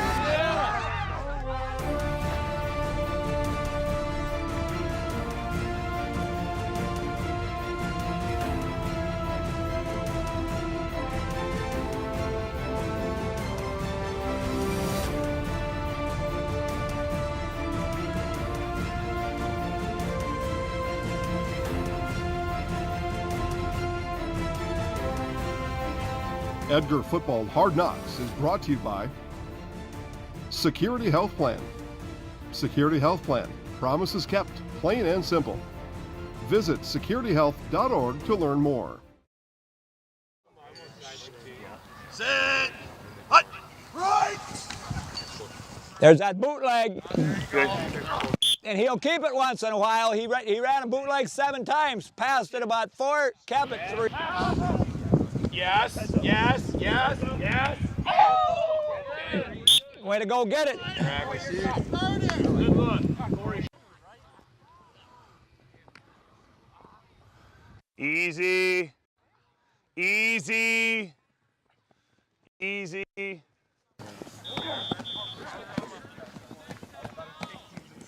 All right, good pass. Get it up in the air. When you turn the corner there, you pick up 85. If he's backpedaling. Is this the next weight check? Feed the horse.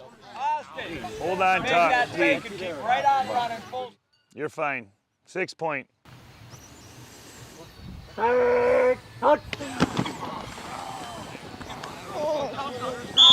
Look away.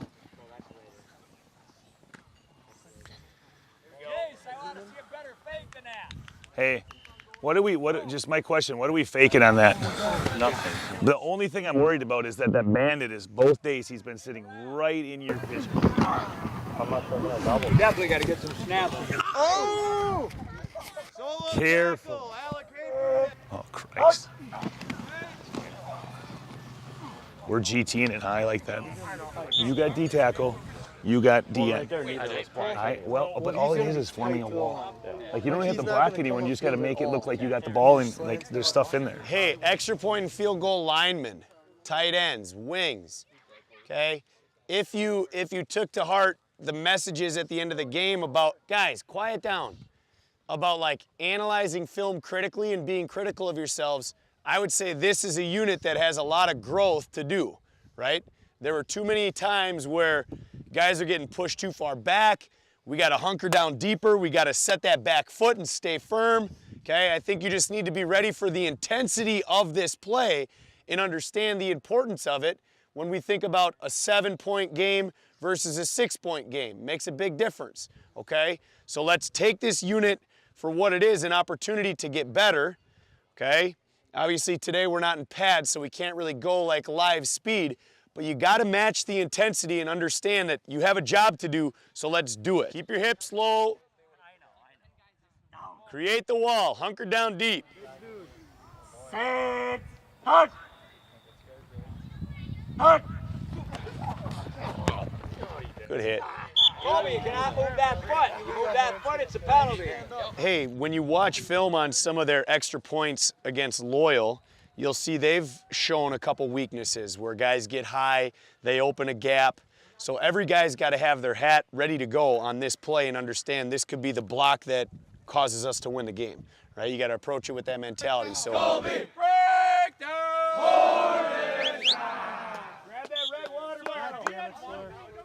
Eli, grab the red water bottle. Sawyer, take your red off.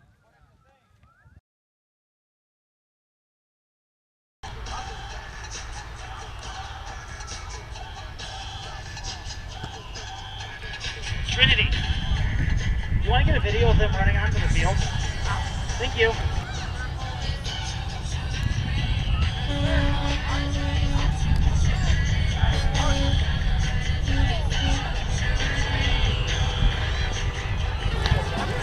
I'm gonna go get some cheese curds.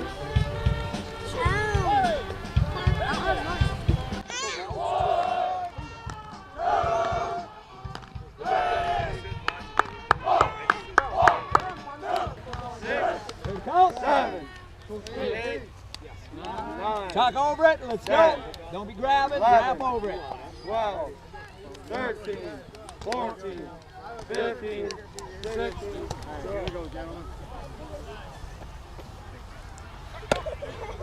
Hey, number 5.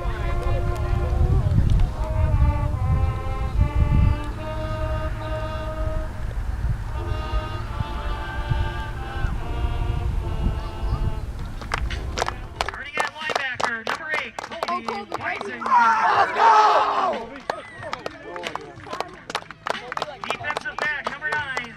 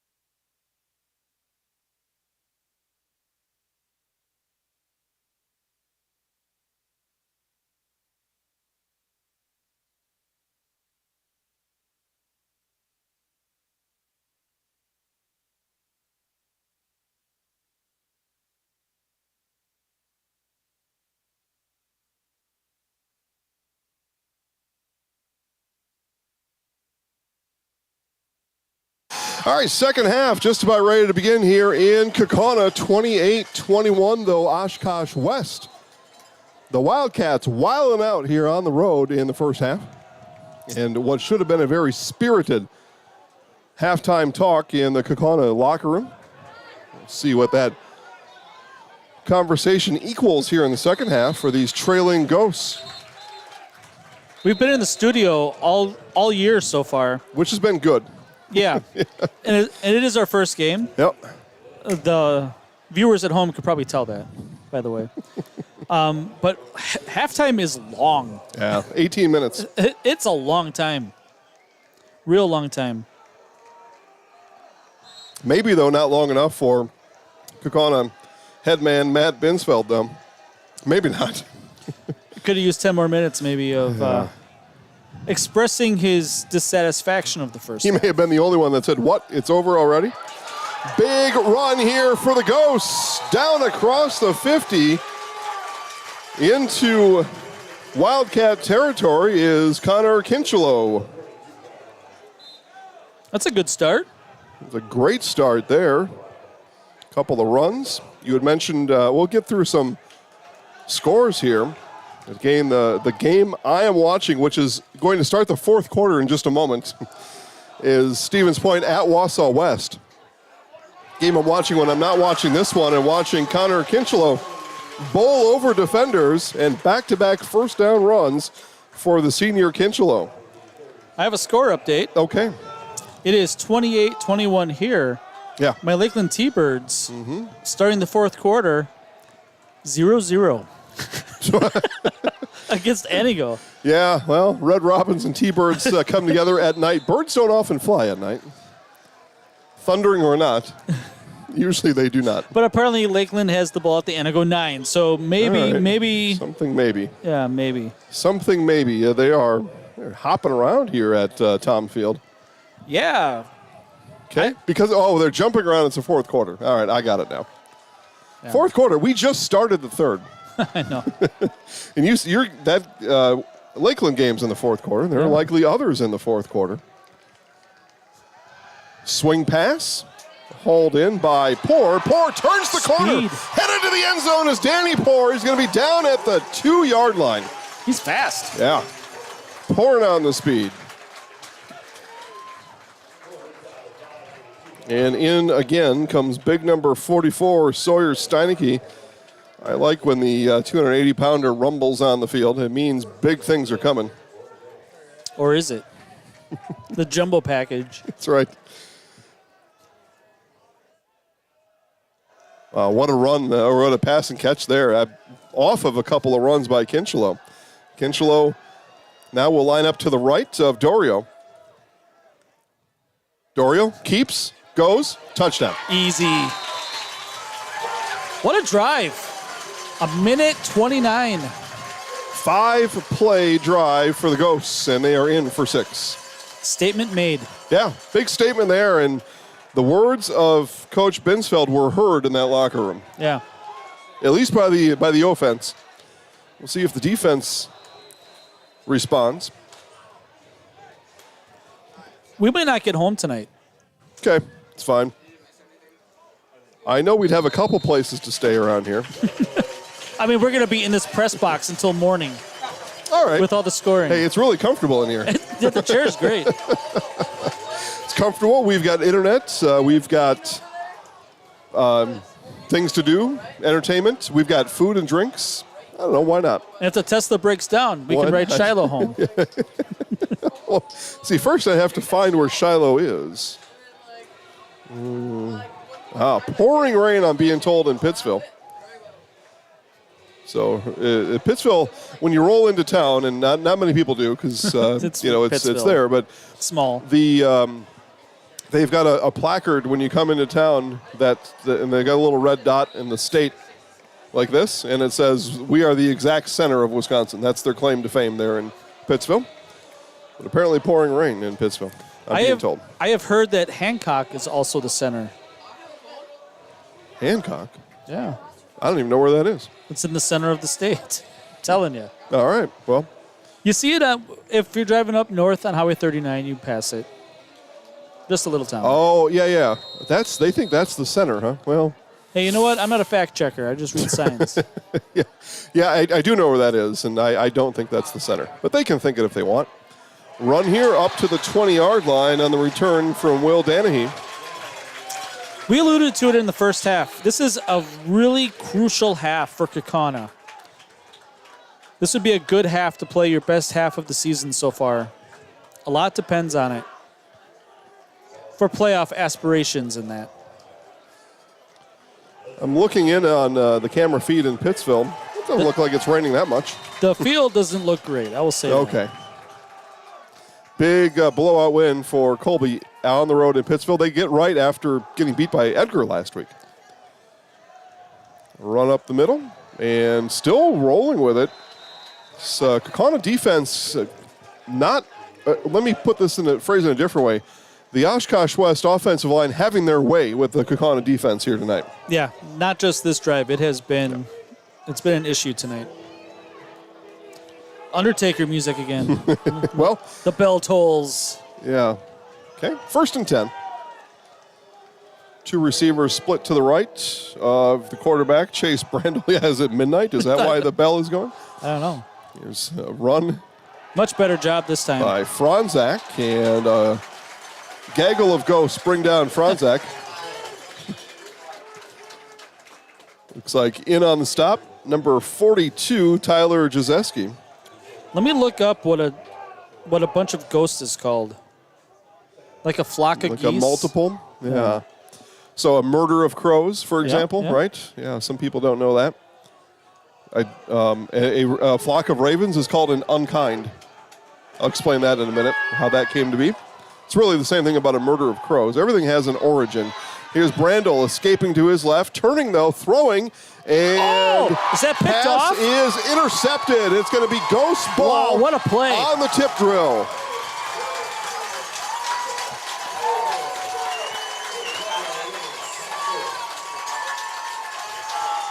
Way to stick with it there, young man, as he hauled it in. That's going to be number 22, John Newman. 22. Yeah, all right. So 22 is going to bring it in, and we'll have one of our first instant replays here tonight of the.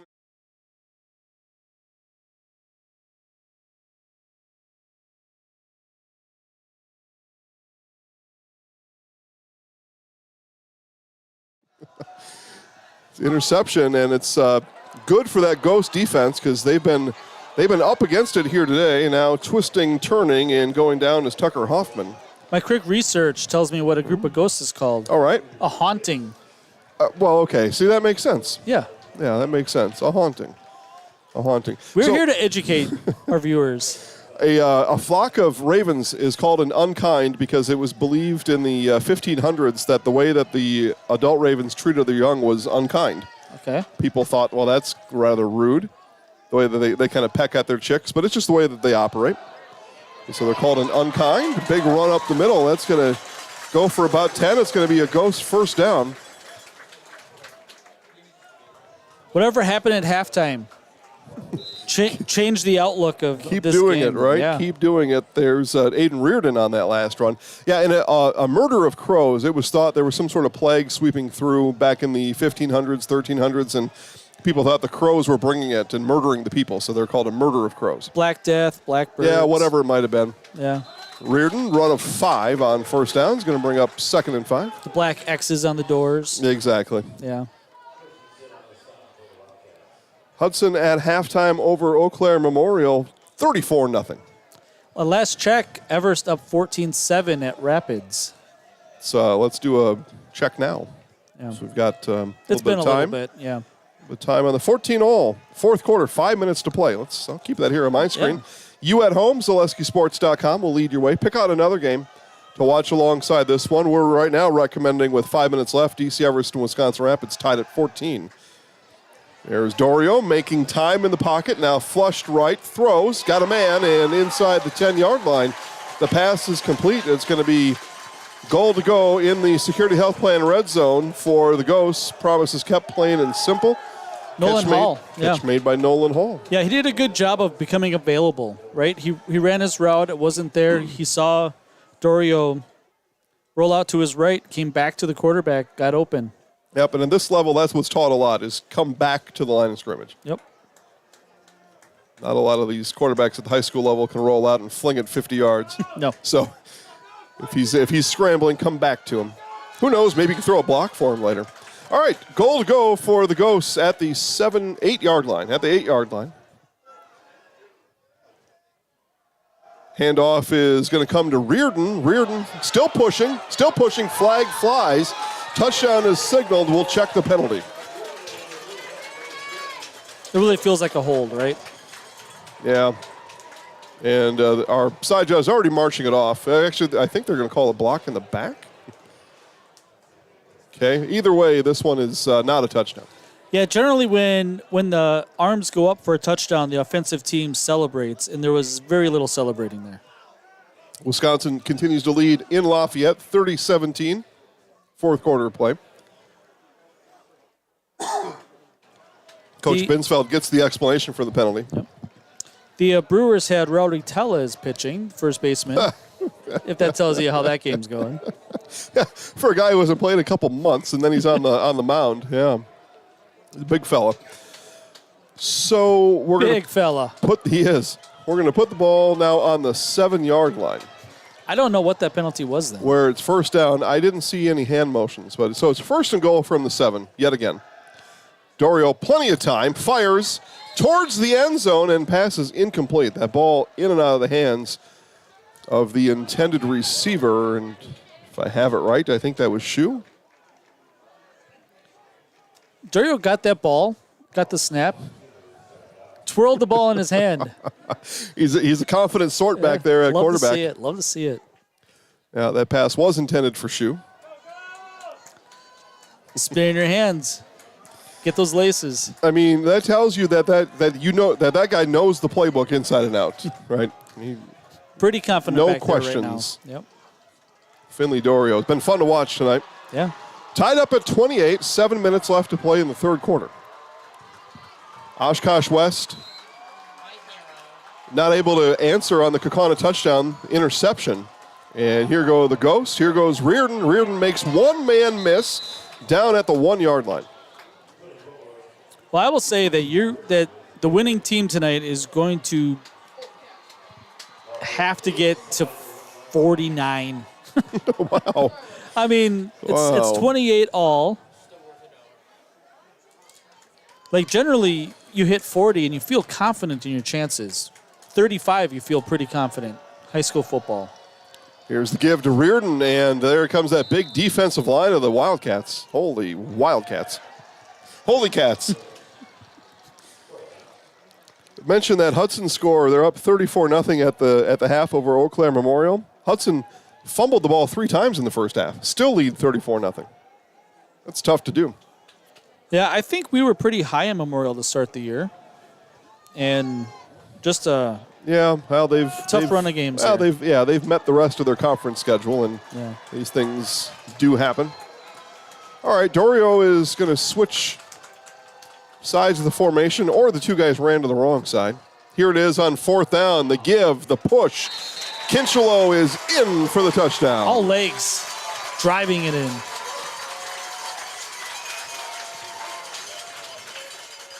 Thirteen unanswered points for the Ghosts here in this second half.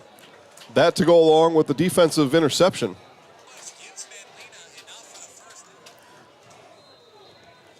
So Dan's keeping his eye on the Spash in Wausau West. Here's the extra point from Soto.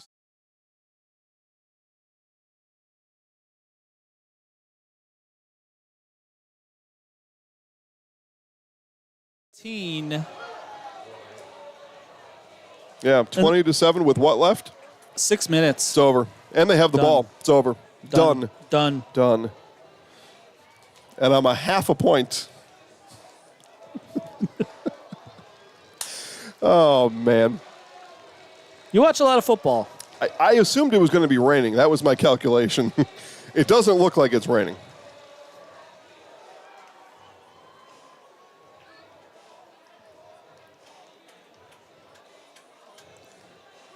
You know, that Spash game against Hudson really gave that team confidence.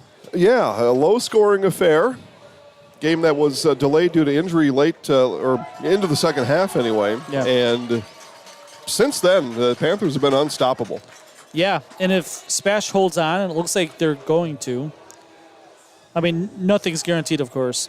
But 13-point lead, 5.5 left, ball in the red zone. And Spash has all the top teams played. That thing is just about done. And that was just about cooked there. That was number 50, Connor Lacoste, had to scramble, had to bear crawl back to retrieve that ball. That was a live ball on the kickoff.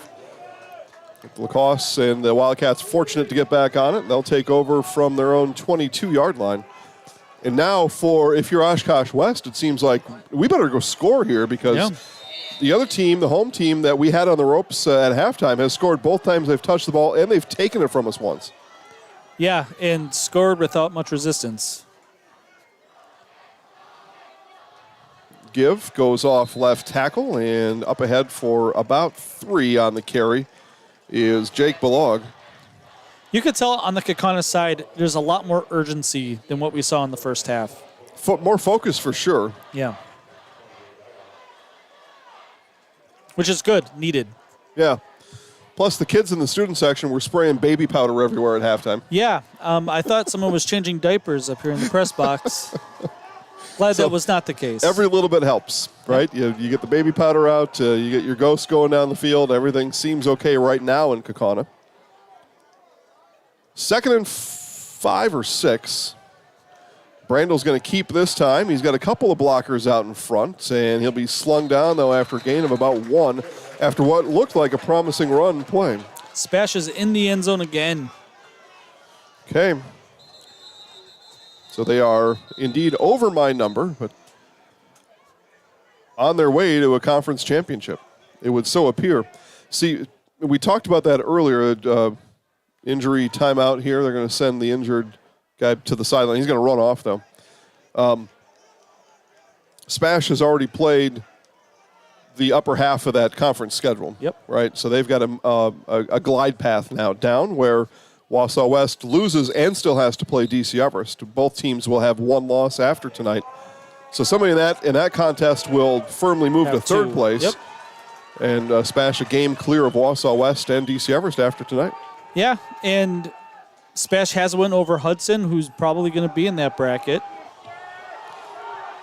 Pass here, diving attempt is caught. What a catch here on the dive by Mbade. Just the way that fell in his arms, it looked like he might have trapped it against the turf, and we had a pretty good angle. We had a better angle than the officials did, just because of how far downfield it was. Yeah, they were trailing on the play for sure. I mean, he could have caught it, just the way that the angle of the ball coming through his arms. Well, what a catch. Yeah, sold it. If he didn't catch it, he sold it. Yeah, he popped back up, confident as could be. Big play. Run play here is going to go for a couple. And Dan, I had mentioned, that Wausau West will have to play DC Everest later on, maybe even next week. But DC Everest hasn't even won the game they're playing now. Yeah. So that whole conference could get sorted out yet today. I think West Everest is week 9. Okay. Well, yeah, Everest, that game only 57 seconds left in it, tied at 14. Oh, the home furniture commercial, my favorite. It's an oldie but a goodie. It's real good. Yeah. It's the exact same tune and the same dog and the same cartoon characters as when I was growing up. You're going to love it. You're going to love home furniture. And the dog jumps on top of the sign, falls asleep. Love it. It's a cool looking dog, though. Yeah.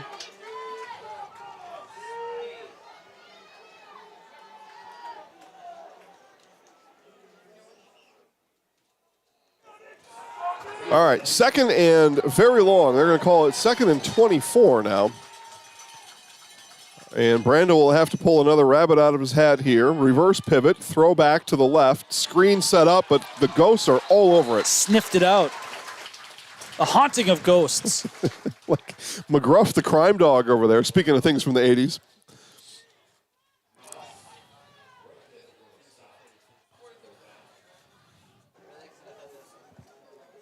Isaac Moss in on the tackle, number 43.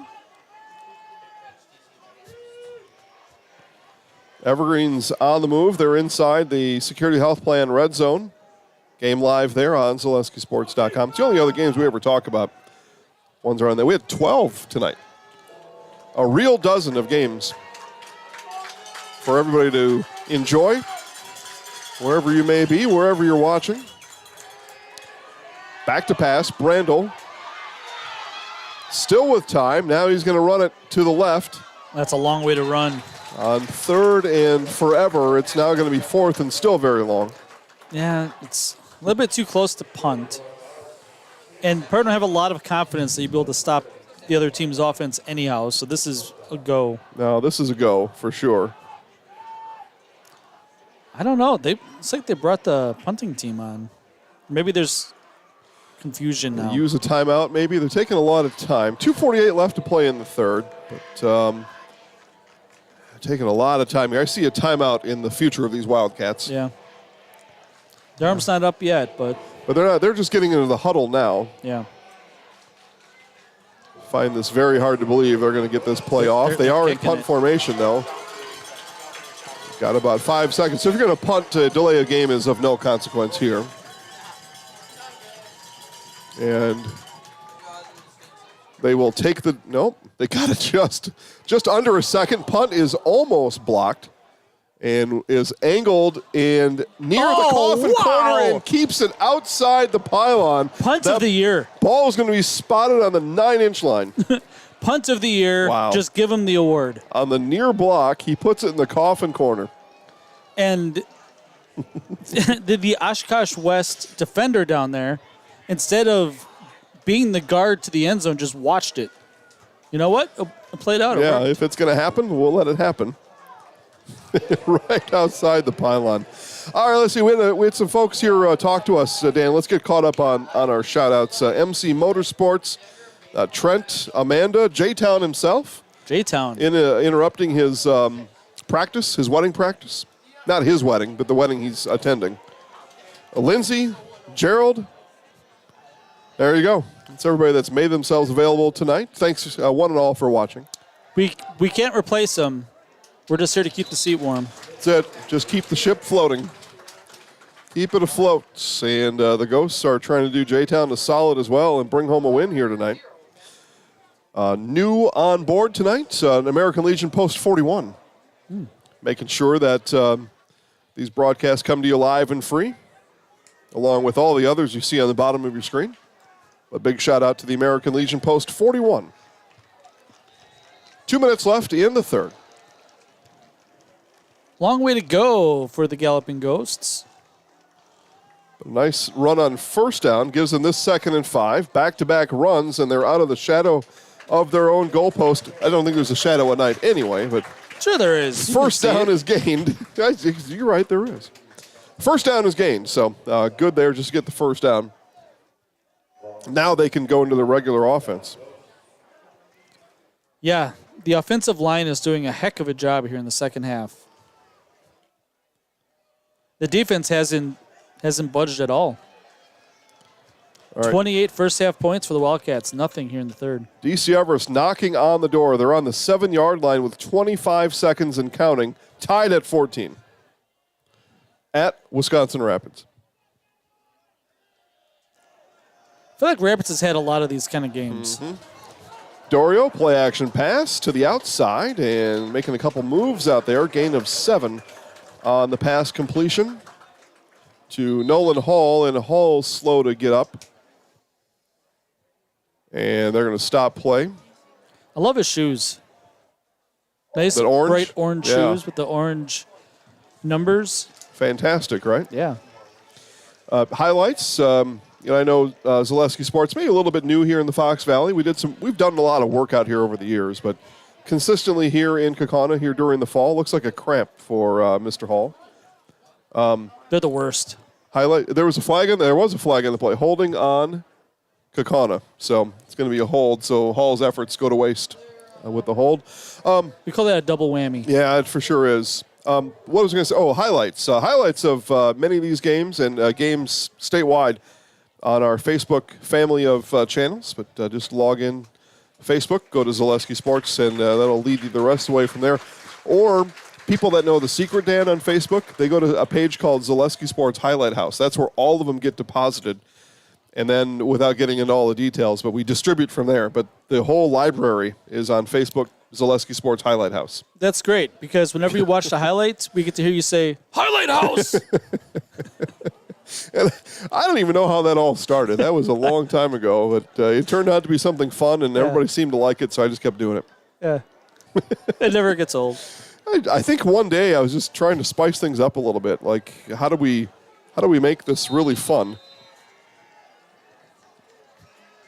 Evergreens touchdown. 12 seconds left. And it looks like the Evergreens are going to sneak out of Wisconsin Rapids with a win. Tied for second with a win. Yeah. They and Wausau West each with one loss. Probably did the game end? Almost. Oh, look at this field goal. What? All right, let's back it up here, Dan. So we're at the... That's a 38-yarder. Wow. Pass play here. Speaking of wow, and just pass in and interference. out of the hands of Parker Shue, but yellow is on the field. Shue's disappointed. He didn't want the flag. He wanted the catch. Yeah. Yeah, Spash with 1:19 left, up by 20. They decided to kick a 38-yard field goal, and that thing made it by... And it was true, right? It was true. That was good from 45. Didn't make by much. Check and see which way the wind was blowing. I think the wind was at his back, and he needed it. You have to look at the goalpost here. The flags. Yeah, a little bit of wind. Yeah. Little bit. Wow, what a kick there. Okay, highlights of Stevens Point Wausau West will be on Facebook tomorrow morning. Oh, multiple penalties. So penalties will offset, and we will replay second down. So it's going to remain 2nd and 16. Parker Shue will have another chance at a catch, I think, before this one's done. I think there's a penalty on the field goal. Well, and if I know those Panthers, it's probably a little bit of exuberance. Although they're running into the kicker, they'll take the points though. Although Whitehead signaled first down. I guess you'll run out the clock and you'll give back the 3 points. Tough break for that kid that made a nice 40-yard field goal though.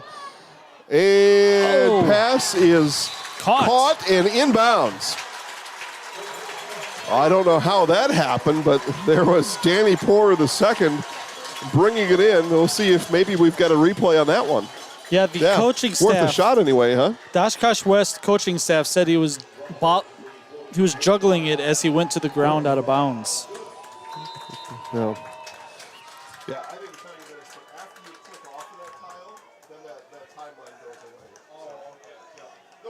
No problem. Yep. Do it again, and we'll get another one after the next one. So run up the middle. Big run underway here for the Ghosts. Nice cutback. Good juke. All Ghosts here in the second half.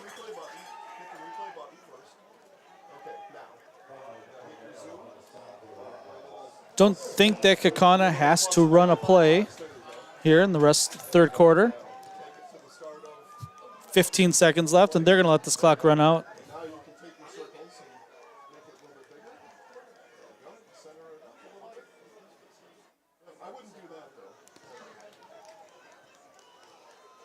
The clock runs out. That's the end of the third quarter. Kakana 35, Oshkosh West 28.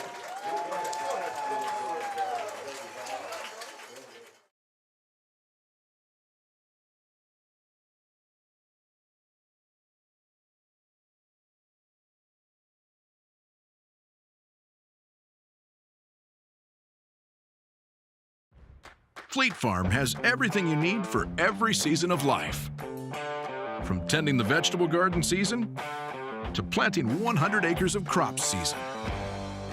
Fleet Farm is your one-stop shop, whether it's strawberry jam season, cook your walleye season, or his first set of wheels season. Fleet Farm is built for every season. Fleet Farm, built for real life. Hey, you're tuned in to Better Halves. Skip, I love my hometown, and I want a health plan that feels the same way. So, what are your favorite local date spots? Oh, yeah, I know like all the date spots in Eclair. Jane, I'm Steve from security. I've lived here in Wisconsin my whole life, and that means I understand your health coverage needs better. By the way, Doug, it's Eau Claire. I have a dozen Eclairs in my dressing room.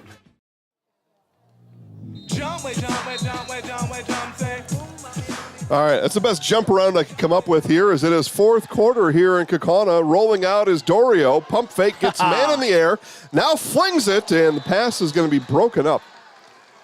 Nice pass defense there. We haven't seen a lot of Kakana, at least I haven't seen a lot of Kakana games this year. I know we've had a couple on the network, but we've been in the studio. Yeah, right? doing stuff. Jumping between games. Yep. I'm really impressed with Dorio. He's a really smooth operator out there, isn't he? Yeah, he really is.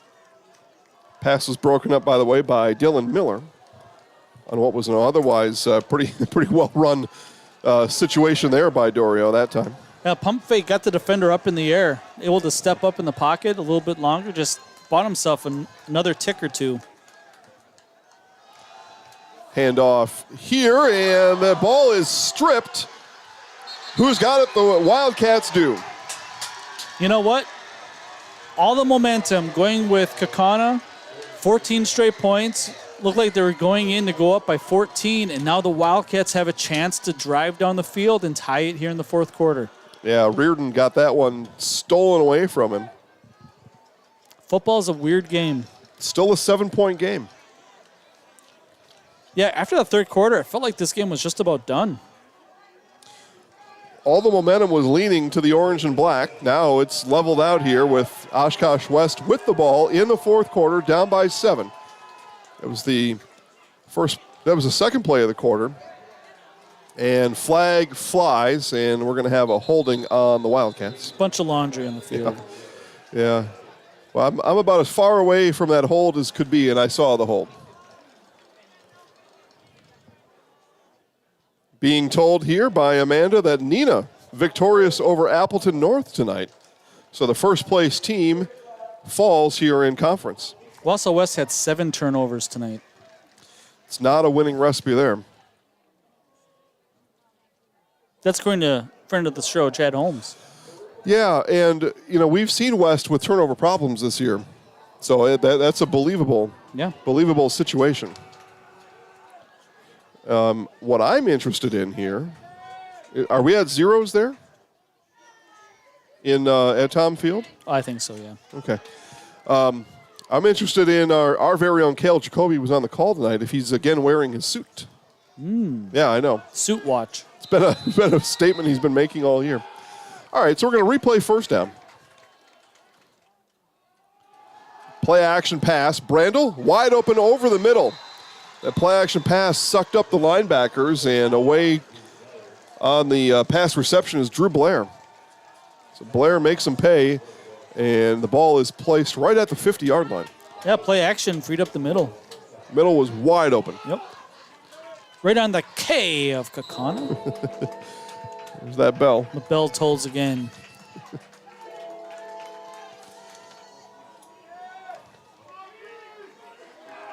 Maybe someone in the press box could tell us why the bell's ringing.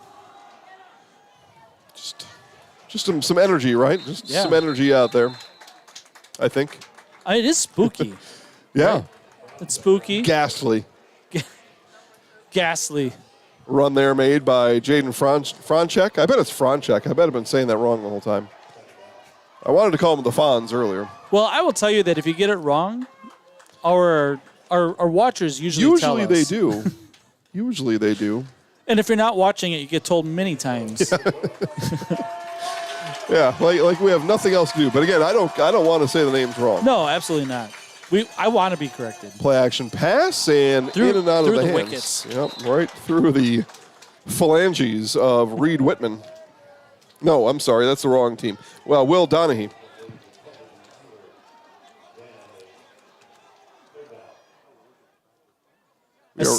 I see that the Kakana defense, those that wear gloves wear black, except for one, maybe two guys have orange. Orange? The orange gloves look pretty good too. I like that. Does that remind you of your Bears? Some of those guys have orange gloves on. I don't talk about the Okay. Third down. They've lost 12 straight. Third down. That's hard to do in the NFL. 3rd and 9. Here we go. Brandel, back to pass. Clean pocket. Throw is incomplete. So contested ball that came in low, intended for Drew Blair. And Kale has the suit on, sans tie tonight. Oh, like casual suit look. Casual. It's casual night tonight. He's going to go out to Milwaukee Burger later and see what's going on there. Milwaukee Burger is a great place. Not a sponsor. recommend. Not a sponsor. So 4th down. They're going to punt this away. Looks like they're going to punt it away. Punter is Javon Ambati. Little motion on the punt, little unusual, but Okay, Ambati gets it away. Fair catch called for and muffed. And West has it. The Wildcats on the muff recover, and they are at the 16-yard line. They will start this drive in the Security Health Plan red zone. yeah, just unfortunate. Yeah, just not been a clean night for the Ghosts. No. And when you try to catch a punt, you don't want to catch it down by your knees, right? And So coach going to tell him to get away, right? Next time, just run away from it. yeah, I mean, worst case scenario, you're inside your own 5, but at least you have the ball. Okay. So Oshkosh West now with 10-20, still trailing by 7, but new life given here in this 4th quarter. Handoff is going to go for a couple to Franchek. Maybe we can ask our stats guy how many turnovers Kakana has tonight. 3. Yeah, that was where I was going too. 3. They've turned over the Wildcats once. So losing the turnover battle, but at home, leading by 7. Yeah, it's hard to win high school football with 3 turnovers. It's hard to win at any level with 3 turnovers. Right. Yeah, we were talking to some coaches of the other programs out there, right? I mean, 8-year-olds, you fumble that many times, you're going to lose the game. So we'll see what the Ghosts can do to overcome those mistakes, and they rely on their defense now. Gain of 3 is going to bring up 3rd and 7. Be interesting if the Ghosts hold here. Do you think they go for it, or do you think they kick it? If I'm Oshkosh West, I kick. Really? Yeah. Because the kicking hasn't looked great at times tonight. Yeah. Well, Coach Ray hopes that that question doesn't need to come to his headset. So here's the 3rd down play. Ghosts looking for a big defensive play here. Play action pass. All kinds of room for Brandel to his left. He cuts back in to the end zone and in. Great individual play. He's been on all night when he's been on the move on the ground. He has been really good. Looked like the Ghosts even had a linebacker spying him and kind of deked him. Planted that left foot, went back inside to the right, and right past. Extra point away from having a tied affair here in the 4th quarter. Yeah, just a great individual play. Yeah. Several times tonight. Very similar play.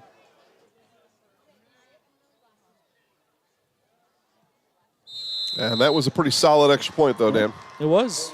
It was maybe the best one we've seen all night from Oshkosh West. Maybe the best one we've seen all night. Tied at 35. What a game. For those that had 69.5, you hit the over. I have no idea what you're talking about. Yeah, 8:59 to play. So you get down to single digits on the minute timer in the 4th quarter. You got to get down to business. It is crunch time now. The Ghosts, though, offensively have been good though in the second half. Yeah, it has been a very entertaining game. Yeah. It hasn't been a very clean game, but Nope. a lot of action, a lot of offense. Those that like offense, which we all do. Great game to sit and watch. Most red-blooded Americans are Everybody fans is of still numbers. here. What do we call the Galloping Ghost student section? Well, we'll have to call them something. The Silhouettes. The Crazies. The Crazies. Okay. All right. All right. Crazies. Well, the Crazies they are. Yeah. Crazy with baby powder for sure. The Crazies. All right. Well, I like it. I like it, so I accept it. Here's the kickoff. Tied at 35, taken at the 7. Good return underway here. And Kavanaugh Weinberg, good return out near midfield, but a flag on the play. Yeah, they're going to start inside their own 20. So it's actually going to be a block in the back is being called. And some boo birds in front of us. And just booing in general. Yeah, the stands are packed. Yeah, full house on this side, Full isn't it? house. Yeah. We have we have a student section. Lots of kids here. We have people lounging around. Yeah, out milling where about. Shiloh came out of. Milling about. There's footballs and frisbees being hurled outside the fence. I'm not sure those are paid customers over there. I think those are folks that are watching from afar. It looks like Kakana does the thing where their home fans sit on the nice bleachers, the plastic ones, and the you sit over there. Yeah, you sit on the cold steel benches over on the far side. Like that's what it looks like. It's akin to Caddyshack. A pool, a pond is good for you. Yep. All right, time for the Ghosts to get going. Dorio puts one in motion to his right. And will hand off and run up the middle for about 4. Good first down run play. This feels like a 3 or 4 overtime game. Why not? Why not? Kinchelow on the run. Yeah, I mean, we came all the way here. I'm in no hurry to go anywhere else. Nope. I've got nowhere to be tomorrow. Let's rock all night in Kakana. I stained my deck all last weekend, so I got to do it again, second coat this weekend. So I'd rather not do that. I'd rather just sit here all weekend and watch football. Okay. Well, see if we can figure that out. Another handoff to Kinchelow. And it's going to be a first down run of 6 on 2nd and 5, and the chains will move for the Ghosts.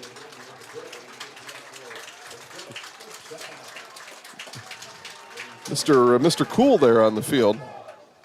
Our very own Cale Jacoby wrapping things up from Tom Field. He's in all black, too. He's going to go out to one of those rave nightclubs later tonight. In Wausau? Well, there was somewhere. I don't know where there's one. Well, he lives in Arpin, so I can tell you there's not one there. It's first down. Another handoff. Kinchelow looking for room and none to be found. West defensive line activates again. It looked like the Mason initial Klinger, just Klinger bowled and him over. Klinger and Copen in on the tackle. So back to the line of scrimmage, and that was it. So 2nd and 10 now. Now let's see. We've got Franzak. Okay, see, they just like you said, they would tell me if I was saying it wrong. Which we often do. Not intentionally, of course.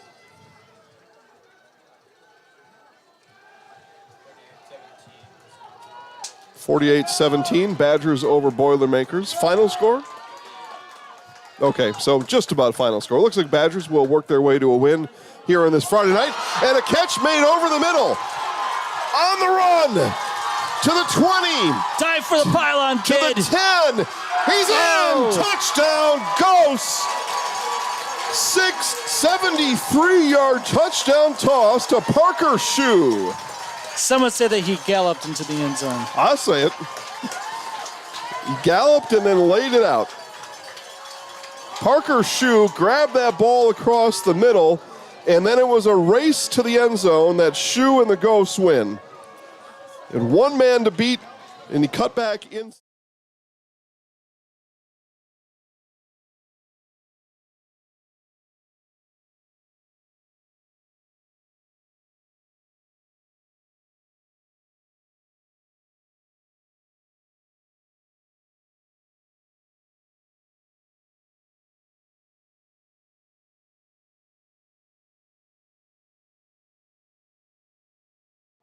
Get updated on some of these comments here.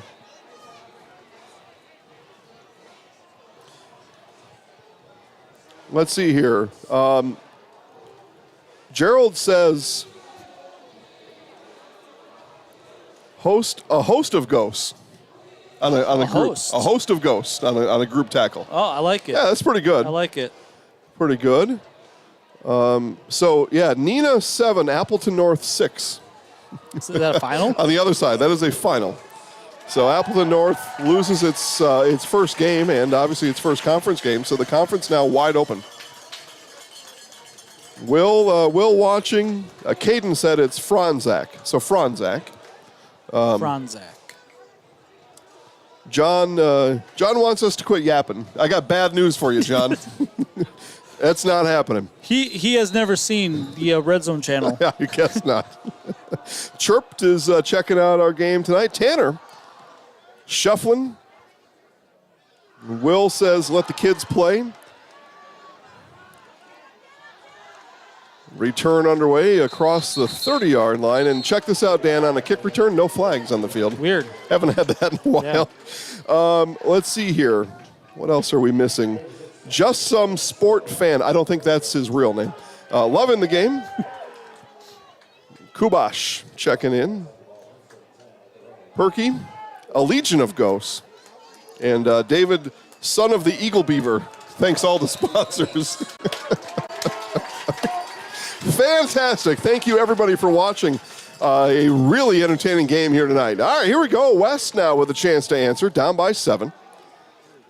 And a host of ghosts on the tackle. I see coming out of the pile, though, first, number 23, Carson Van Dinter. Which is not that surprising. Van Dinter has been in on a number of tackles today. Real good player. Julie says, a fright of ghosts. And there's some good ones out here. Yeah, that's pretty good. There's some good ones. And we'll use them tonight, and then J-Town will use them going forward.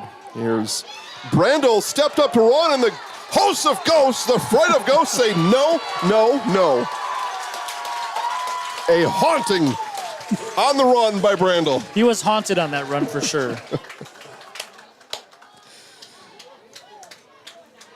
Chirp says Wildcats. Nope, more like Ghostbusters. Oh. Okay. All right, 3rd and 10. This is a big play. Although our scoreboard, yeah, I guess it was a run of 3. So, okay, 3rd and 10. 5.5 left, 3rd and 10. Yep. Ghost defense here looking to scare the Wildcats into a 4th down. Throw towards the boundary and incomplete.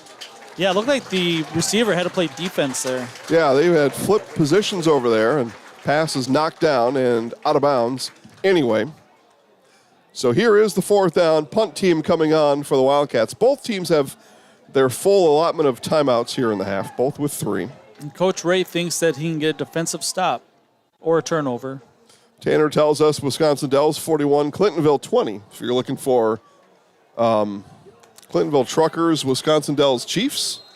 The Truckers fall. Truckers go off the road. In the ditch go the Truckers. Now we have a timeout. I mentioned timeouts, and we've got a timeout here. With 5:21 left, Kakana will take the timeout on the 4th down.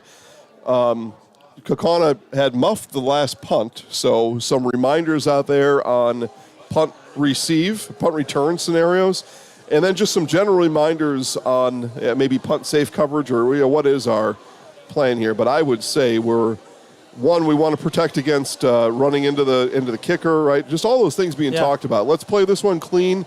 We don't even need to return it. Let's make sure not to do anything silly. Yeah, let it bounce and roll. Just get out of the way.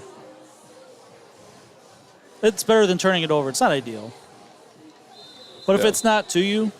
Well, but like you had mentioned correctly on that last punt, make sure at the end of this it's our ball. Yeah. Whatever that takes, at the end of this, make sure it's our ball. Tanner tells us Kimberly 48, Oshkosh North 14 final score. Not a surprise there at all. Nope, I think Kimberly's a pretty good team. I think they are. We'll see them here in 2 weeks. All right, with 5:20 left, here's Umbati on the kick. Punt is away clean. They didn't put they did not put a single returner back there because, like you said, Dan, at the outcome of this, it's got to be our ball. Yep. So they go punt safe on the return. And now it's up to the Ghosts to run 5 minutes off this clock. Or as much as you can. And if it ends in a score, even better. Okay. Jeevan Ambati is the punter. Okay. And kicker. And receiver, and been a really good player on the field tonight for the guys in white. Okay, now for the Ghosts. You know, if you could have it your way, if you're Coach Binsfeld, you just want to go methodical down the field here with 5 minutes to play. Yep. Let the clock roll. But you will also obviously take a touchdown. Here's a run up the middle that will get the clock moving. Run of about 3 on first down. Yeah, again, ran straight into the line, got 3 yards before even got touched. Connor Kinchelow as Daniel checks in.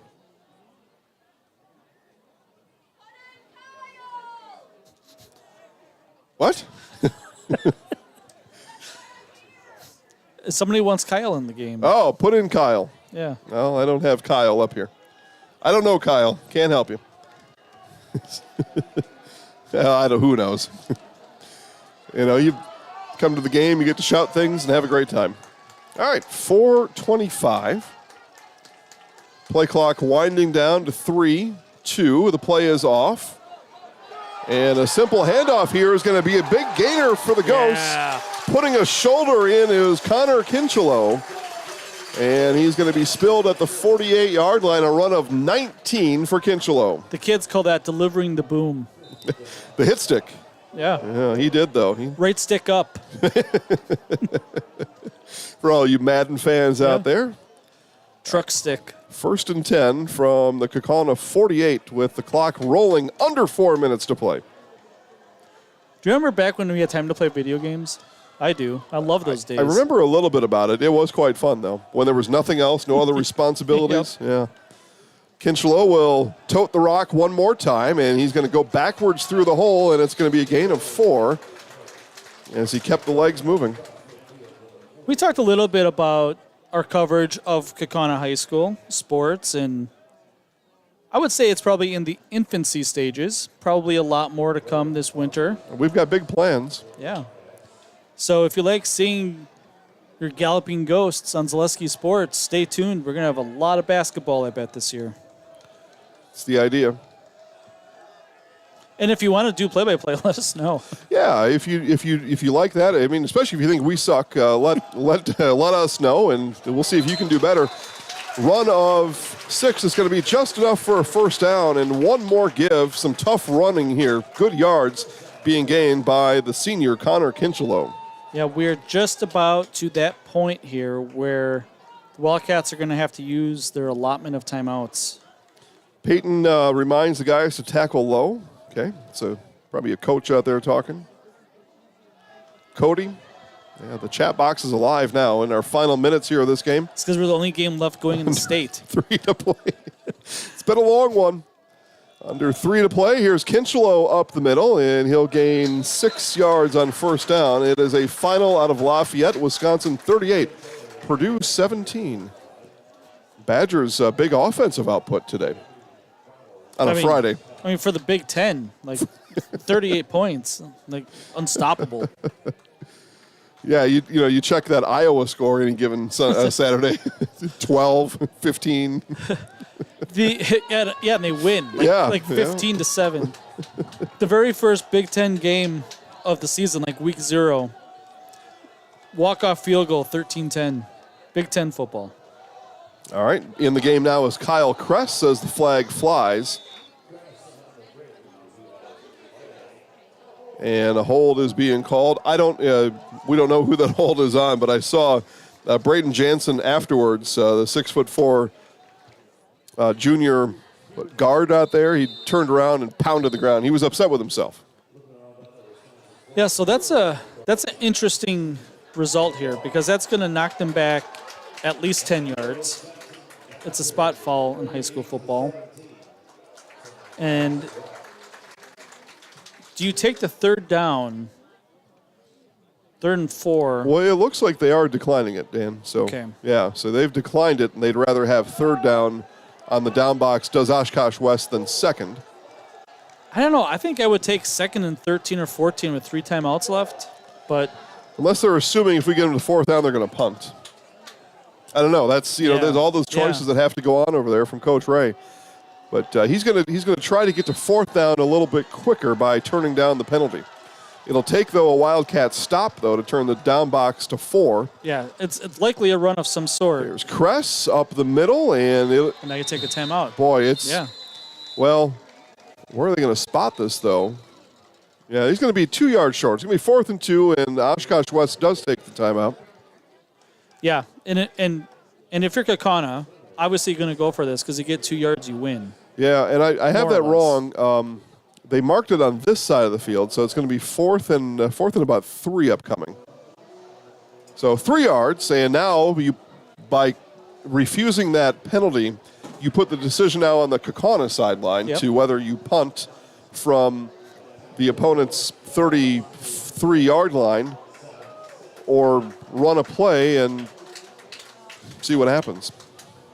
But that's the decision now that's got to be made on this side. Yep. Yeah, so first down, the clock's going to stop momentarily while the chains move. But only 2 timeouts. Even if you get the first down, almost no time left for the Wildcats. This is the ball game right here. 42-35. High-scoring affair.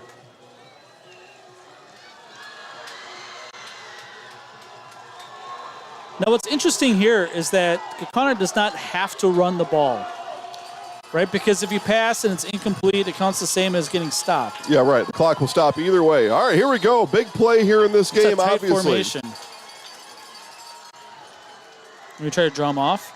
Yep, Dorio, a couple of hard counts, and now Kakana will use a timeout. So the hard count does not affect the West defensive line. And another timeout. Gives me a chance to clean up our chat room here a little bit. Had to put some folks in timeout. Was that one of them? Maybe.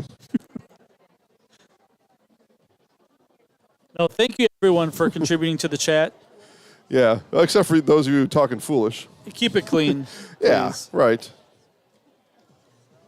Because when Zaleski's here, I got a heavy hand. I do.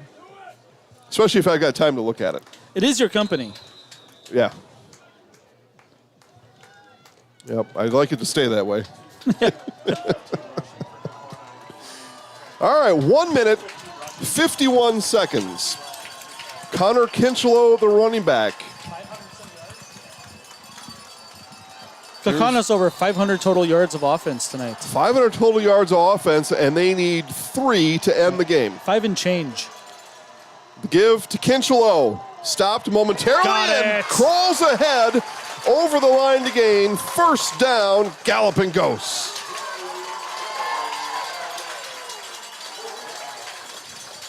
What a run there by Connor Kinchelow, and did he, with that run, Dan, earn himself an interview with me after the game? Maybe. We haven't talked about that a lot today. But I will be down on the field after our post-game show. I will be alongside Coach Matt Binsfeld and our Zaleski Sports Highlight House player of the game, so stay tuned for that. Be careful down there. Thank you. It's ghoulish. I was told earlier it's a graveyard out there. Oh, yeah. And I didn't bring that one up till now. So timeout coming here. Coach Ray calls the timeout with 1:0. The clock ran a couple extra seconds That's off. the home Let's clock. see if they correct it. So they're going to keep it at 1:06. So 1:06 left to play. You know, it's kind of like soccer where there's extra time, but like no one's really keeping track of it. So here we go. Dan says the announcer got to be put in timeout. I don't think so, bro. You're in timeout. That's right. Maybe that was me. Maybe. Are you Daniel Mack? Close. Interview Connor.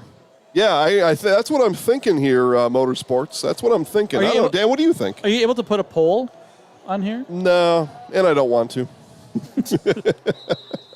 I mean, they can respond, but I put so many in timeout that I don't think they'll have a chance to respond. I don't know. What do you think? It's been some good. I mean, obviously, with over 500 yards, there's a lot of choices to be made. I mean, I would definitely say Dorio, maybe. Okay, Parker Shue had the game, at this point, the game clinching touchdown, and it was his catch. Dorio had a nice throw, there's no doubt about it, but Shue's catch and run made that happen. We've got some choices. Yeah, Dorio is well over 300 yards passing tonight. That's unusual for a lot of the games we watch, but... Okay, run here for Dorio is going to stay inbounds. Just interview all of them. And the final timeout is going to be called here by Oshkosh West. I'll turn to Joel here. Can you recall which players Justin interviewed the last couple of games? Do you remember who they were? Okay. Okay, so I don't have interest in those guys. 2 offensive linemen. Yeah. Oh, okay. Well, and that makes sense.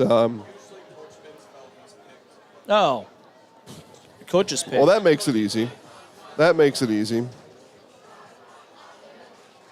And we were guaranteed to be the first interviewer. Parkey says Dorio. I mean, it's not a bad choice. Okay. No, yeah, okay. Well, John, you don't deserve to be watching my game right now. That's what I'll say. 58 seconds left. They do deserve an interview. 42 points, over 500 yards offense. They certainly do. What you should do is get the 150 little girls that were out here dancing at halftime.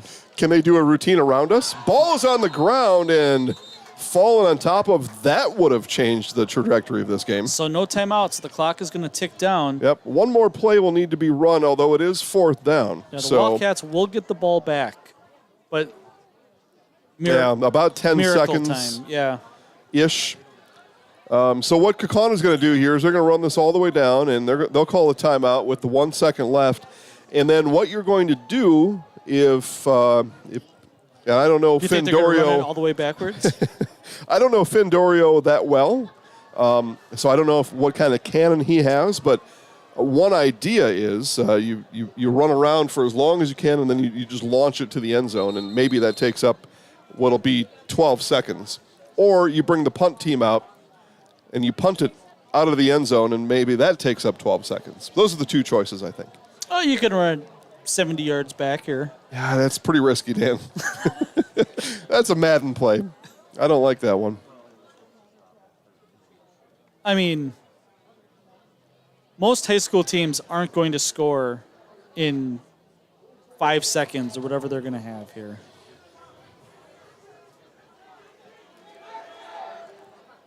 Right, yeah. If you leave West anytime, it's probably not going to be a factor. But there are some choices, though, for Coach Binsfeld. And they're going to reset the game clock to 13 seconds. They're going to add 1 second, which probably came on the timeout prior to this, where it wound from 9 down to 6. Could be. So recoup some of that time now. I'm sure that coaching staff was in the ears of the line judge over there about an extra second or two coming off. Right, you owed us from the last one. Now give it to us here while you have a chance at it. So let's see what they do. Well, it's an interesting thing.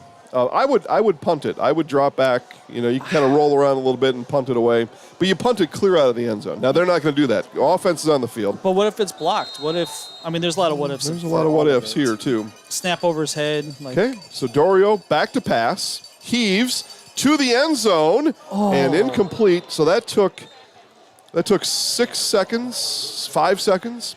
That took 5. So 8 seconds remain. Okay, so Oshkosh West, depending on the abilities of their offense, you might be able to get a quick 7, 8 yards out of bounds, maybe. And then we're into fun zone after that. Yeah, where you're laddering the ball and you're just doing anything you can to. Yeah, I don't think high school teams really practice it even, right? They might have like a hook and ladder play, right, where you throw it 20 yards downfield and you lateral it to a guy who's running the other way. Okay, well, here it is.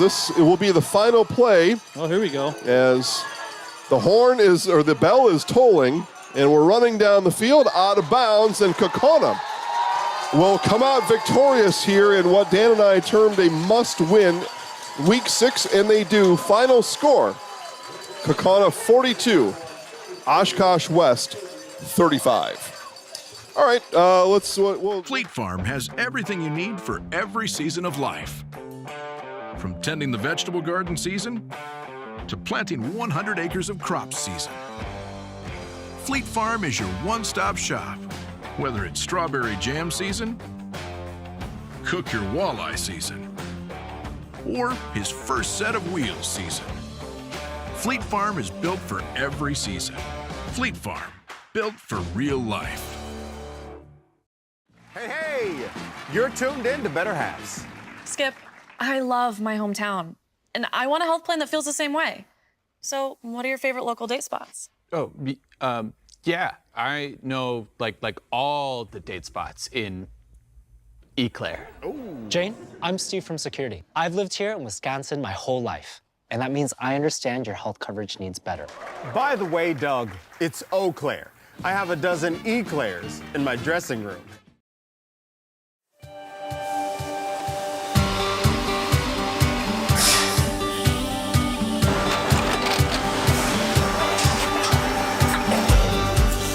Good day. My name is Ken Hyman, and welcome to Nasonville Dairy here in central Wisconsin, Marshfield, Wisconsin, as a matter of fact. Nasonville Dairy actually goes back to 1885. We are the oldest plant in Wood County. When our father brought us here in the early 1960s, we ran 7,500 pounds of milk a day. We now run 1.8 million pounds of milk a day. We buy dairy milk from 200 dairy farmers here in central Wisconsin, produce it, and ship it all over the world. We make a lot of different cheeses. We make cheddar, Colby, Monterey, Farmer's Cheese, Pizza Cheese, Quesa Blanca, Quesa de Fear, Seco, Parm, Romano, Asiago, Fontina, Feta Caseri, Keflatiri, Kefla Graviera, 20 different flavors of Monterey, as well as making Edam, Gouda, and Munster. This has allowed us to go to a lot of different countries. Our furthest accounts are now in China, Japan, Canada, Saudi Arabia. We do ship to Mexico, as well as a number of other places throughout the world. This is what we call Cheese Making 101. We tried to walk you through the cheese plant today, and we're in hopes that you see our people, what they're doing, and the amount of work that goes into producing the products that we hope you enjoy.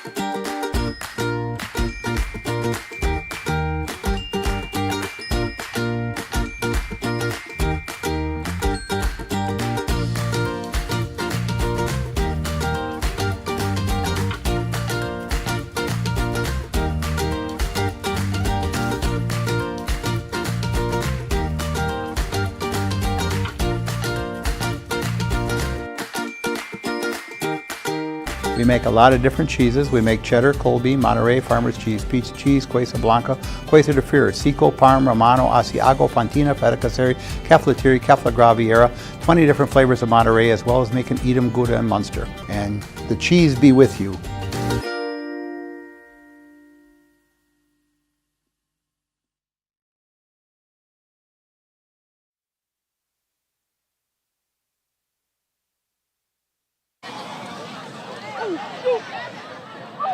We're good? Okay. All right. Here with Coach Binsfeld. Coach, an interesting game here tonight. You come away with the win. That's the bottom line, but one you had to be a little bit creative, one you kind of had to hang on to here tonight. Yeah, absolutely. Also kind of the one that takes years off a coach's life, for sure. Yeah, it was a hard-fought game. They came to play. There's no two ways about it, and we made enough mistakes to really make it very interesting. And I said to the kids after the game, I said, you know, you can focus on the mistakes and be disappointed, or you can be like, hey, we did some great things here tonight too, and we found a way to win after making mistakes, and I'm really proud of our guys for that. And any win in this conference is a big one. This is a great conference, one of the best in the states. So every week in this league, you have to come out and play well against good teams, and tonight was no different. Yeah, especially after conference leader Appleton North loses tonight, so conference becomes open again in that way.